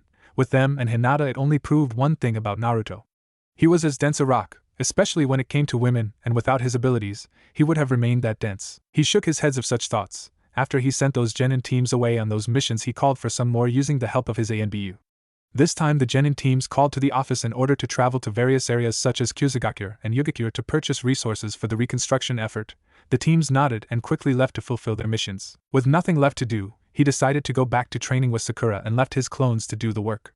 But before he went, he told his ANBU, two of you stay here, in case any emergency comes, and two with me at the Hokage training grounds. Okami, Wolf, and Tanuki, Badger, went with Naruto as Kumo, Spider, and Hyo, Panther, stayed behind. Unknown location. In a hidden base of the Akatsuki, Madara along with Team Taka patiently waiting for the return of Kisame and Zetsu. After a few hours the two arrived in the base as well. Kisame grinned manically upon seeing Sasuke. He was reminded of his old partner Itachi. Sasuke, Karen and Yugo paid the shark-like man no mind. Sojetsu on the other hand salivated as he noticed the legendary Samahata behind his back. Upon seeing the whole group finally gather together in the base, Madara faked a cough to gather their attention. The 6 noticed and all looked at the masked man as if awaiting orders. Good, all of you are here. Kisame, I called you back because we need you for a much more important mission. We need you to help us attack the 5 Kage summit and capture the Naruto brat. Are we clear on that? Crystal replied Kisame. He had no problem with that whatsoever. In fact, he was actually rather excited for the mission. It wasn't every day that you could attack all 5 of the Kages at once. He was full of excitement to finally test his skills against ninjas of his caliber. Good, we have a month to go before the summit begins, and so for the next month I need all of us in pristine condition. You will all stay here in our base to train and prepare for our attack. Understood? The 6 ninjas all nodded at Madara's orders. Now any questions? He asked this time. This time nobody nodded their heads. Excellent. While you all stay here I must leave. Before we attack the summit I wish to recruit a member to our group. I believe he could be vital or our group, he explained to the group as the 6 of them looked at their leader with curiosity. Who do you plan on recruiting? Sasuke asked as he narrowed his eyes on the masked Uchiha in front of them. A man you and your team are all familiar with actually. Yakushi Kabuto, he said with a sinister smile. Sasuke glared at the man upon the mention of that name. The name Kabuto sent shivers down the spines of Karen and Sujetsu. The two groaned upon hearing of Akatsuki's plans on including that man's name. Oh Kami, anyone but that man. He gives me creeps as much as Orochimaru did, Sujetsu thought to himself. Not that freak. First I have to deal with the water bastard, now the snake freak as well. Kami probably hates me. I know it, Karen frantically thought to herself. Sasuke meanwhile had no problem with the choice. Though he did not like the man, he had to admit he was a powerful ninja and could be a valuable ally during their attack on the summit. Madara looked at the reactions of everyone. Nobody seemed to disagree except for Karen and Sujetsu. He decided to begin his search for the snake and Danzo. Jana, he told everybody before vanishing using his Jukuken ninjutsu. Entrance of Konoha. The 3 Kumo ninjas Omoi, Samui and Karui all stand shocked in front of the destruction which lay before them. Samui, is this really Konoha? Asked the confused Omoi. Samui looked just as bewildered as her 2 teammates. I think it is Omoi. I mean, look at the Hokage monument, she said as she pointed to the mountain with the carved faces of the Hokages. What the hell happened here? Yelled Karui. I don't know, Karui. But we should probably head over to the Hokage's office now, replied Samui. Both Karui and Omoi nodded dumbly. The trio continued to walk up to the tower. As they walked around the ruins of Konoha they couldn't help but wonder what had happened to Konoha. Before they arrived here the 5 nations all acknowledged Konoha as the greatest power among them all. But now as they walked around the crater now known as Konoha they couldn't help but wonder what kind of power or attack could have led to such destruction. And now that Konoha was in this state they also wondered who is now considered the most powerful nation from the 5. As they made their way to the tower the people of Konoha looked at them strangely. There were whispers, murmurs and rumors floating around concerning their presence.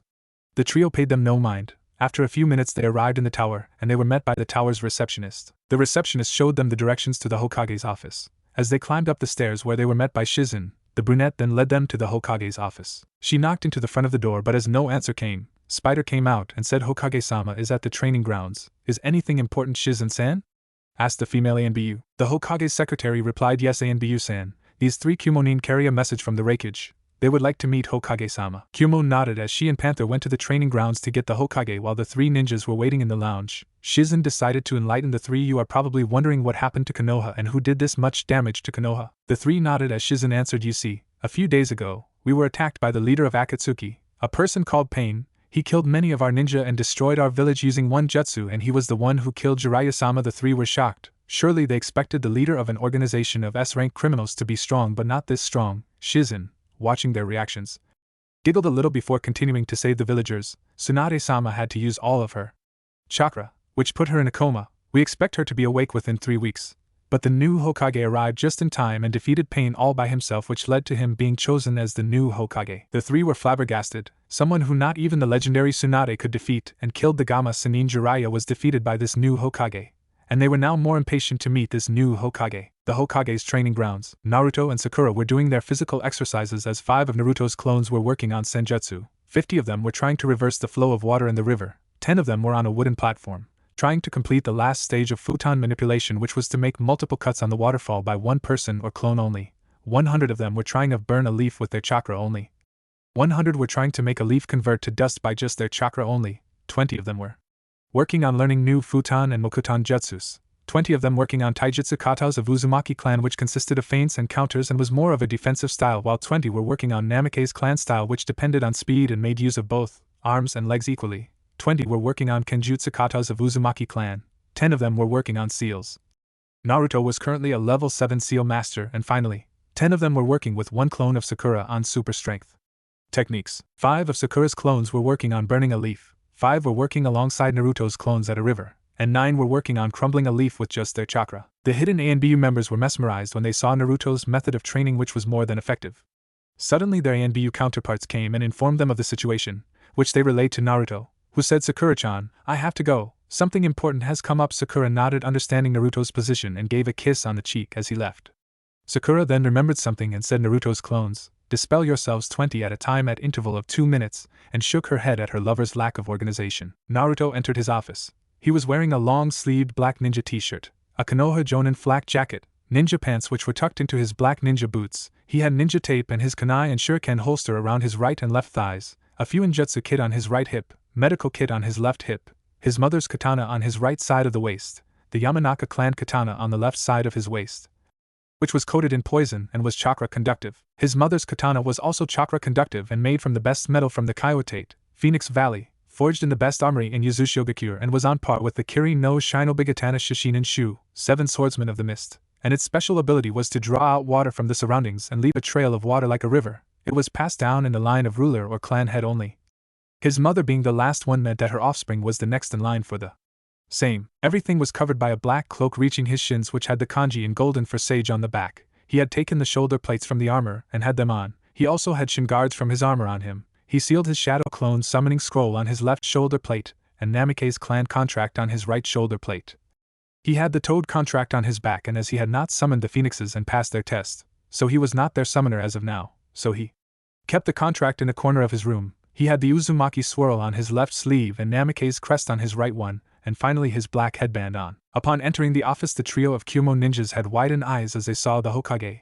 He appeared to be a man their age, and he was accompanied by another man who looked just as young as he did. As Naruto sat in the chair, he raised an eyebrow at his 3 visitors. Shikamaru was beside him acting as his new advisor. The 2 of them were surprised that Kumo ninjas were in Konoha seeking an audience with them. "Thanks, Shizen, you're dismissed," Naruto told his new secretary. Shizen bowed and left the room, leaving the 5 ninjas alone. Naruto sensed their confusion, sighed and answered, "Yes, I am the new Hokage. I defeated pain, and before you ask, I sensed your confusion, so tell me what message Reikage has for me?" The Kumo trio widened their eyes watching his sensory abilities. Samui straightened up and said, "Hokage-sama, my name is Samui, and I lead the 3 of us. I am a Jonin of Kumogakure, and my companions are both Chunin. The 2 of them are Omoi and Karui." Naruto nodded and asked, "So, what message does the Reikage have for me, Samui-san?" "It's about our common enemy Hokage-sama. The Akatsuki have attacked our sensei and the Reikage's brother, and they managed to capture him. He is the Jinchuriki of the Hachibi," explained Samui as Naruto and Shikamaru both looked at her, clearly shocked by the unfortunate news. "Very well, I will help the best I can. We in Konoha have faced each of the Akatsuki members, at least from those we know of, and we have even managed to kill a few of them. Could you please tell me the members who attacked your sensei?" he asked them as he grabbed the files on Akatsuki which were inside one of the drawers of his desk. "We managed to identify only one of the members, Hokage-sama. All in all, there were 4 of them." "That's odd, Akatsuki always go only by pairs," Shikamaru interjected. "I agree, every time we encountered Akatsuki they came by pairs." "So who was the member you identified?" asked Naruto as his curiosity was growing by the second. "We recognized him as a missing nin of Konoha, Hokage-sama," Samui said before breathing in a deep breath. "It was Uchiha Sasuke." Naruto looked at her with widened eyes while his mouth was slightly agape. He flinched when he heard the name of his best friend mentioned with the likes of the Akatsuki. Shikamaru glanced towards Naruto to see his reaction, and he noticed Naruto attempting to hide his emotions, but only failing in doing so. "What did you say? Are you certain it was him?" he asked frantically as she continually nodded. "Hi, Hokage-sama. He matched the description, and he even used his Sharingan," she said. Naruto looked down on his desk, averting eye contact from the 3 Kumo ninjas. His mind and emotions were all over the place. He couldn't believe Sasuke had joined Akatsuki. It couldn't be the same Sasuke. But even though he continually attempted to deny it, in the back of his mind he knew they were speaking the truth. The Kumo ninjas and Shikamaru looked at Naruto worriedly. He hadn't spoken for at least a couple of minutes. Naruto shook his head after he realized that the 4 other people in the room were staring at him questionably. He called Wolf and said, "Wolf, take these people to the Konoha archives and give them the records about Gen and Uchiha Sasuke. Take the route away from the Hyuga compound." The ANBU understood the hidden meaning and said, "Hi, Hokage-sama. Now, is there anything else, Samui-san?" asked Naruto. Samui nodded as she remembered the main purpose of their visit. "Actually, yes, Hokage-sama. The Reikage sent us here to inform you of a Gokage, 5 Kage, summit. He asks for you to be present in this event, and it is to take place at the end of the month in Tetsu no Kuni. The Tsuchikage, Kazekage, and the Mizukage have all accepted the invitation. All are waiting for you." Naruto soaked in the information. He nodded at the 3 of them. "Tell him I'll be there." "Thank you," he told them. The 3 Kumo ninjas bowed before the Hokage respectfully. Samui thanked Naruto on their behalf, and then the three left with Wolf to the archives. Once the three were gone, Naruto sighed at the revelation. He slumped at the news of his best friend. With his current emotions being a mess, he looked under the desk and opened the lowest drawer. Upon opening it, Naruto smiled as he found the sake Tsunade had left. Naruto went in to grab it, but before he got there he suddenly couldn't move his body. He had forgotten about his advisor's presence in the room. Usually I won't let you drink this early and on the job, but quite frankly after hearing the troublesome news I think I need a drink myself, Shikamaru admitted. He let go of his bind on Naruto and the blonde young man brought out the sake and 2 cups, one for each of them. We can't get too drunk, Naruto. We'll only drink a little. We cannot make this a habit, Shikamaru warned Naruto. The Hokage nodded and he prepared their drinks. Once the drinks were prepared, both of them quickly drank their first glass. What do you think about all this, Shikamaru? Honestly, first day on the job and it's already troublesome. If I was in your position, I believe it's time to forget about your promise. Sasuke has made his choice, Naruto. If I was you, I would have given them the information they needed. But then again, you're the Hokage, and I'm just your advisor. The final decision will always be yours, he told him firmly. You don't understand, Shikamaru. It's more than a promise. He was like my brother, someone who understood what it meant to be lonely. Although I don't think it matters much to Sakura about the promise, she's happy with me and she has genuine feelings for me. When I tell her and the others about this, no doubt they will lash out on Sasuke. But if it gets worse, there's only one thing I can do, and I think that I will regret that for my whole life and it will haunt me in my dreams. You tell the others about this. I have an important meeting today at 7. With that, Naruto left once again for the training grounds as the memory of the clones hit him. He saw that Sakura had already left, and he had 1.5 hours before the meeting with Yamanaka clan. He went there and practiced both of his katas to make sure he knew them.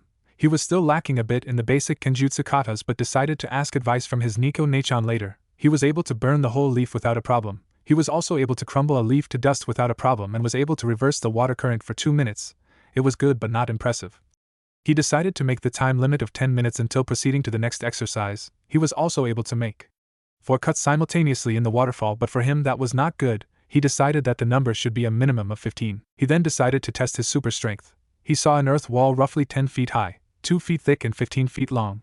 He then punched it using his super strength, and 7 feet high, 10 feet long and 1 feet thick section fell. He decided that he had to improve on that too. Next, he decided to test his senjutsu, but instead of taking nature energy and maintaining a balance, he decided to take Kurama's advice.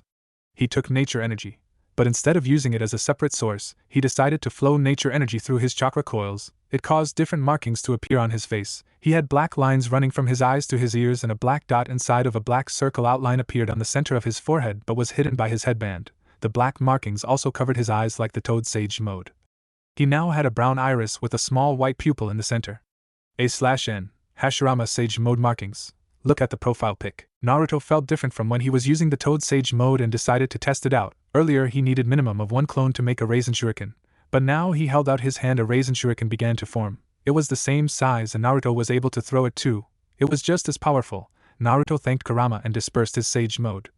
He was able to enter Toad Sage mode in 30 seconds without clones and this new Sage mode in 1 minute. He decided to improve on that time too. He then went to the Hokage mansion to change as he had a meeting in 45 minutes with the Yamanaka clan.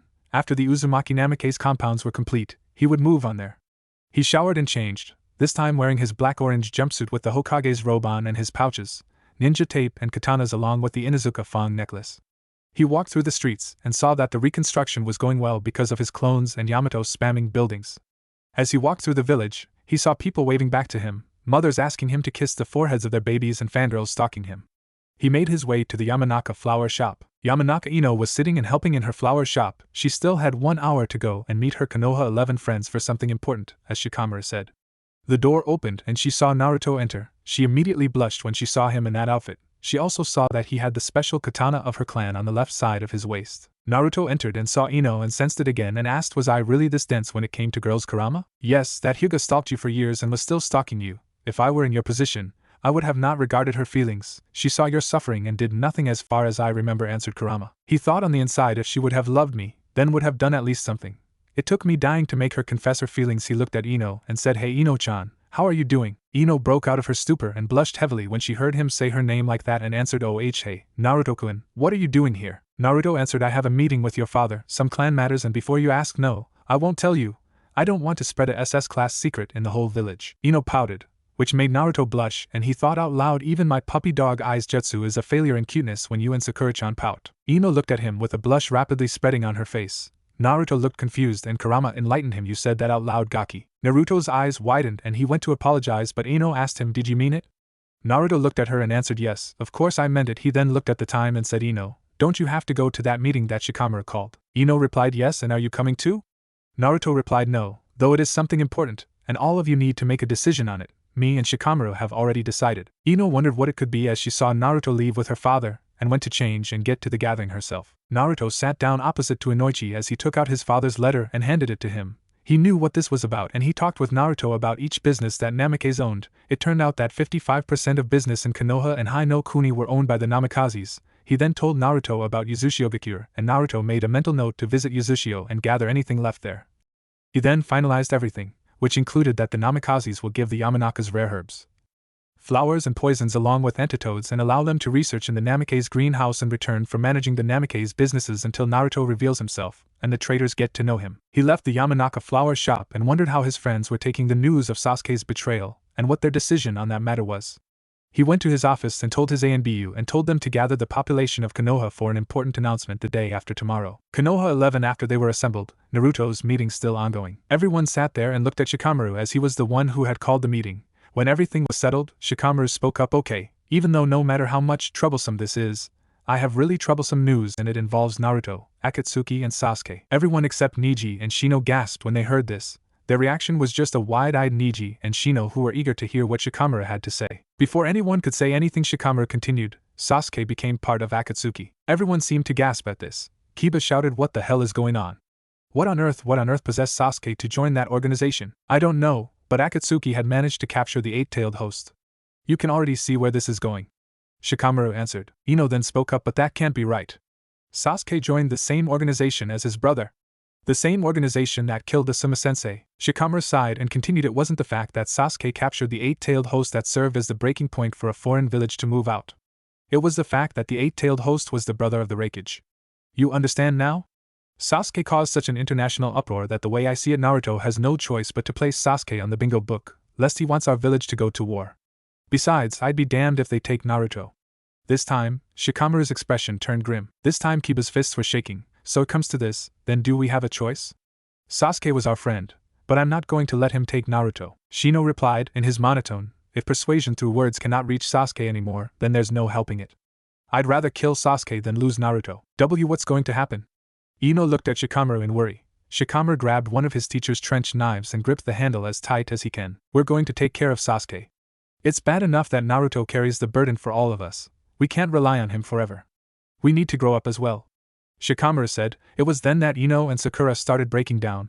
Hinata remained silent in the whole ordeal. Sasuke is now liable for his actions. There's nothing that can be done. Naruto and I have made our decision. We will give Sasuke one last chance, but if he denies that, then we will kill him, Shikamaru said. Shikamaru looked up at Sakura and asked, what are you going to do, Sakura? Sakura was quiet for a moment but replied, we have to face the reality. Sasuke has sunken so much into darkness that none of us know. He was given everything. He had everything, but he betrayed us and our trust. I am not going to let any harm befall Naruto-kun, and I think it would be best if we killed him, cause if Naruto-kun kills him, it would be something that will torment him his whole life, and he will eventually break down. Shikamaru smiled and said, well said, Sakura. Naruto can push Sasuke to the brink of death, but killing him is something that if he does, will break him and torment him. We will take care of Sasuke without Naruto. If he knows, he will again try to carry the burden for us. Everyone agreed and decided to do so, but before anyone could leave, Ino spoke out, hey guys, Naruto-kun told me that he had some clan matters to attend to.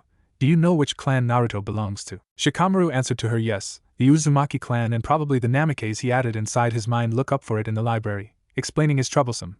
But I can tell you one thing, that they and Senju clan were cousins. Everyone's eyes widened as they nodded and went home. The whole population of Konoha was waiting outside the Hokage mansion for an announcement to be made by their new Hokage. Whispers and murmurs of what it could be were there. The only people who knew what it was were the Konoha 11, elders and Kakashi. Even the clan heads did not know anything about that. Naruto stepped out to the edge of the balcony and the whole crowd went silent. He looked at the crowd and said, people of Konoha, today, I have come to tell you that despite all our efforts, Uchiha Sasuke has sunken so much into darkness, no one can help him. Whispers and murmurs started again but were stopped by Naruto, who continued, Uchiha Sasuke has joined the Akatsuki, the same organization responsible for the destruction of our village and death of late Sarutobi Asuma. The mood went somber when they heard this. They did not expect Sasuke to sink this low, and Asuma's death was still fresh in some minds.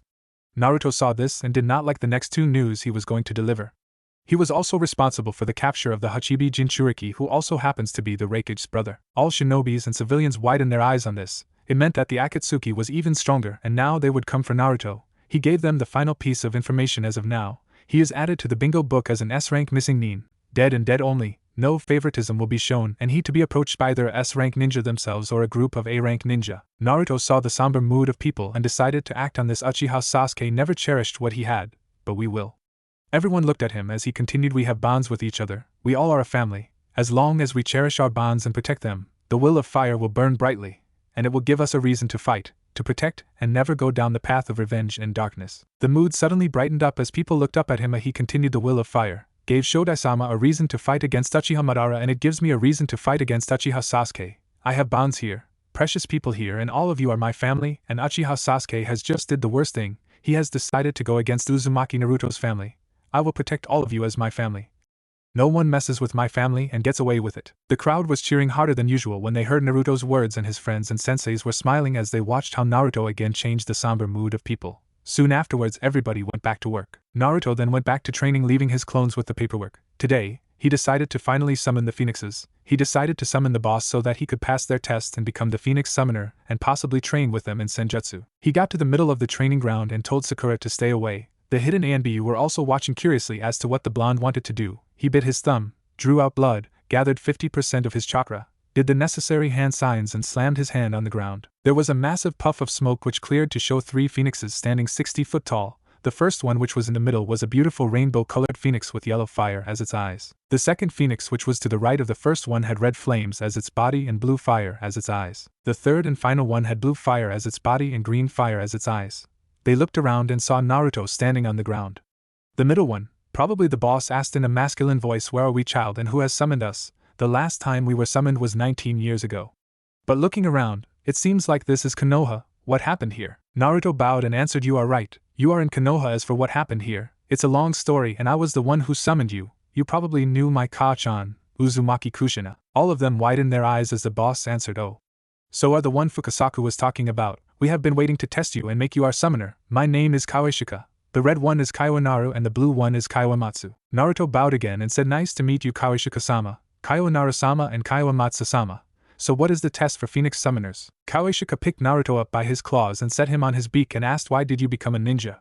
Why do you fight, train, become strong, sweat and bleed?" Naruto smiled as he remembered Haku, who asked him the exact same thing 4 years ago, and that was where Naruto got a purpose in his life. "I fight to protect my precious people. I train hard to help those who have lived or are living a life like mine. I feel that when someone has something or someone precious to protect, that's when they get strong." Everyone there was impressed by this, and the phoenixes could see his pure soul and potent chakra, and they also sensed the Kyuubi, but what surprised them was that Kyuubi was happy and content and not hostile. They decided to ask him about that later. But for now, he responded to his answer, "That is a great purpose in life. Bit. Now for the final test. If you could gain power to protect your comrades and friends but have to give up one thing close to you, what will you give up?" Naruto remained silent for a few minutes and closed his eyes for thinking. Even Kurama wanted to know what his answer would be, as it would show whether or not he has made the right choice. After a few more minutes, Naruto spoke up, "If that's the case, then I will give you my hatred." The 3 phoenixes smiled, and so did Kurama and Sakura. The 3 phoenixes congratulated him and regarded him as their new summoner. Afterwards they decided to enlighten Naruto on their clan, but Naruto summoned Gamabunta and Fukasaku and told them everything that happened. He learned that phoenixes were mostly fire beings, made out of red, yellow, blue or green flames. The leader was an exception. Whenever someone became the boss, they would become the rainbow phoenix. There were also very few water phoenixes. Naruto also learnt that there were phoenix elders who were a pair of golden and silver phoenix.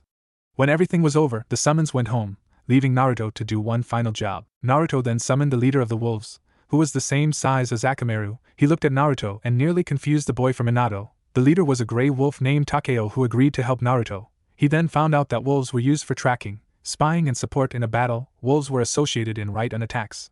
After that he went back to his training. Naruto was sitting in his office doing paperwork with his clones and asking advice from Shikamaru from time to time.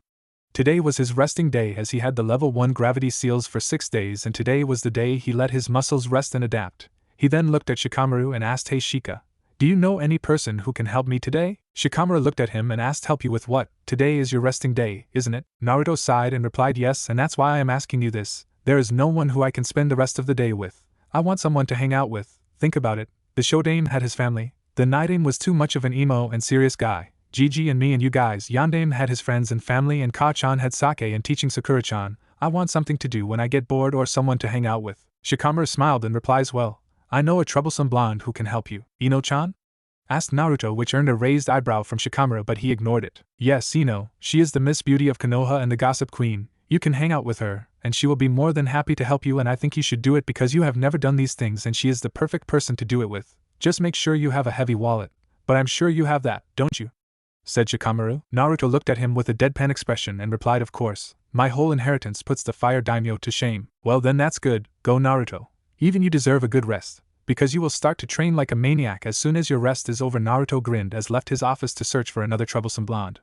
Shikamaru was thinking, well, Ino will certainly thank me if she finds out that I was the one who suggested her to Naruto. Yamanaka Ino was sitting on a chair and leaning on the counter. She was thinking when Naruto apparently called her cute in a way and confirmed that he meant it. She was brought out of her thoughts when she heard someone enter her store. She looked who he was and immediately she was blushing. She saw him coming towards her and voiced her thoughts. Hey, na Naruto-kun, what brings you here today? Oh hey, Ino-chan, I was just tired from the work today and decided that I should hang out with you, if you are okay with that, answered Naruto. Ino looked ready to faint. Her wish had just come true and she was drooling from the mouth over the things she could do with Naruto. She wiped the drool and answered, hi Naruto-kun, just give me 2 minutes to change and come back. Ino went to change and when she came back Naruto was drooling, was blushing furiously. She wore black shorts and a white crop top and purple heels and it was showing her figure and curves perfectly.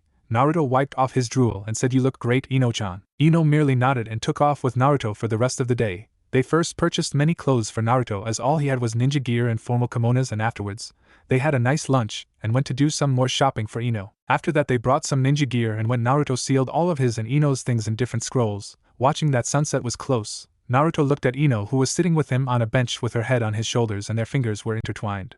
He said, Ino-chan, there's one last place which I think we must visit. Ino looked up at him, smiled and nodded as Naruto shined both of them to the top of the yandame's head, and when Ino opened her eyes, she was flabbergasted by the beauty of the sunset and said, it's beautiful. Naruto smiled as he put an arm on her shoulder and replied, whenever I want to relax, I come here. It's beautiful, isn't it? Ino could merely nod as she was entranced by beauty of the sun setting over a new Konoha. She felt Naruto's arm around her shoulder and bring her closer to him, causing her to blush. They sat down with Ino's head on Naruto's shoulder and Naruto's head on Ino's. They sat in silence as they watched the sun going down and the stars coming to view. Naruto glanced at Ino and saw that she was asleep. He shook his head and smiled and picked up Ino bridal style and she snuggled into his chest. He took off from the Hokage's rock, jumping through the stairs and making his way over the rooftops to the Yamanaka flower shop with a smiling Ino in his arms. He stood at the entrance of the Yamanaka flower shop and made a sealless Kage Bunshin. His limit was only 5 sealless clones, but he was working on that too. The clone knocked on the door and Inoichi opened the door and frowned upon seeing his princess with Naruto, but before he could say anything the clone shushed him and asked the directions for Ino's room. He saw how peacefully Ino was sleeping in Naruto's arms. Naruto laid Ino on the bed and removed her heels. He then unsealed all her things that they shopped all through the day. He closed the door and found Yamanaka Inoichi waiting for him. He was sweating bullets and said, Inoichi-san, I can explain. Inoichi folded his arms and said, then explain why my princess was with you and why were you carrying her in that style. Well, you see, I got tired from the paperwork and today was my resting day, so no training, therefore, I thought it would be best if Ino and I went out today, said Naruto. Inoichi said, so she is someone to just hang out with? No, that's not the case. He straightened up and answered, I know that because of the CRA, I will have to marry a minimum of 2 girls. I already have a girl and I think that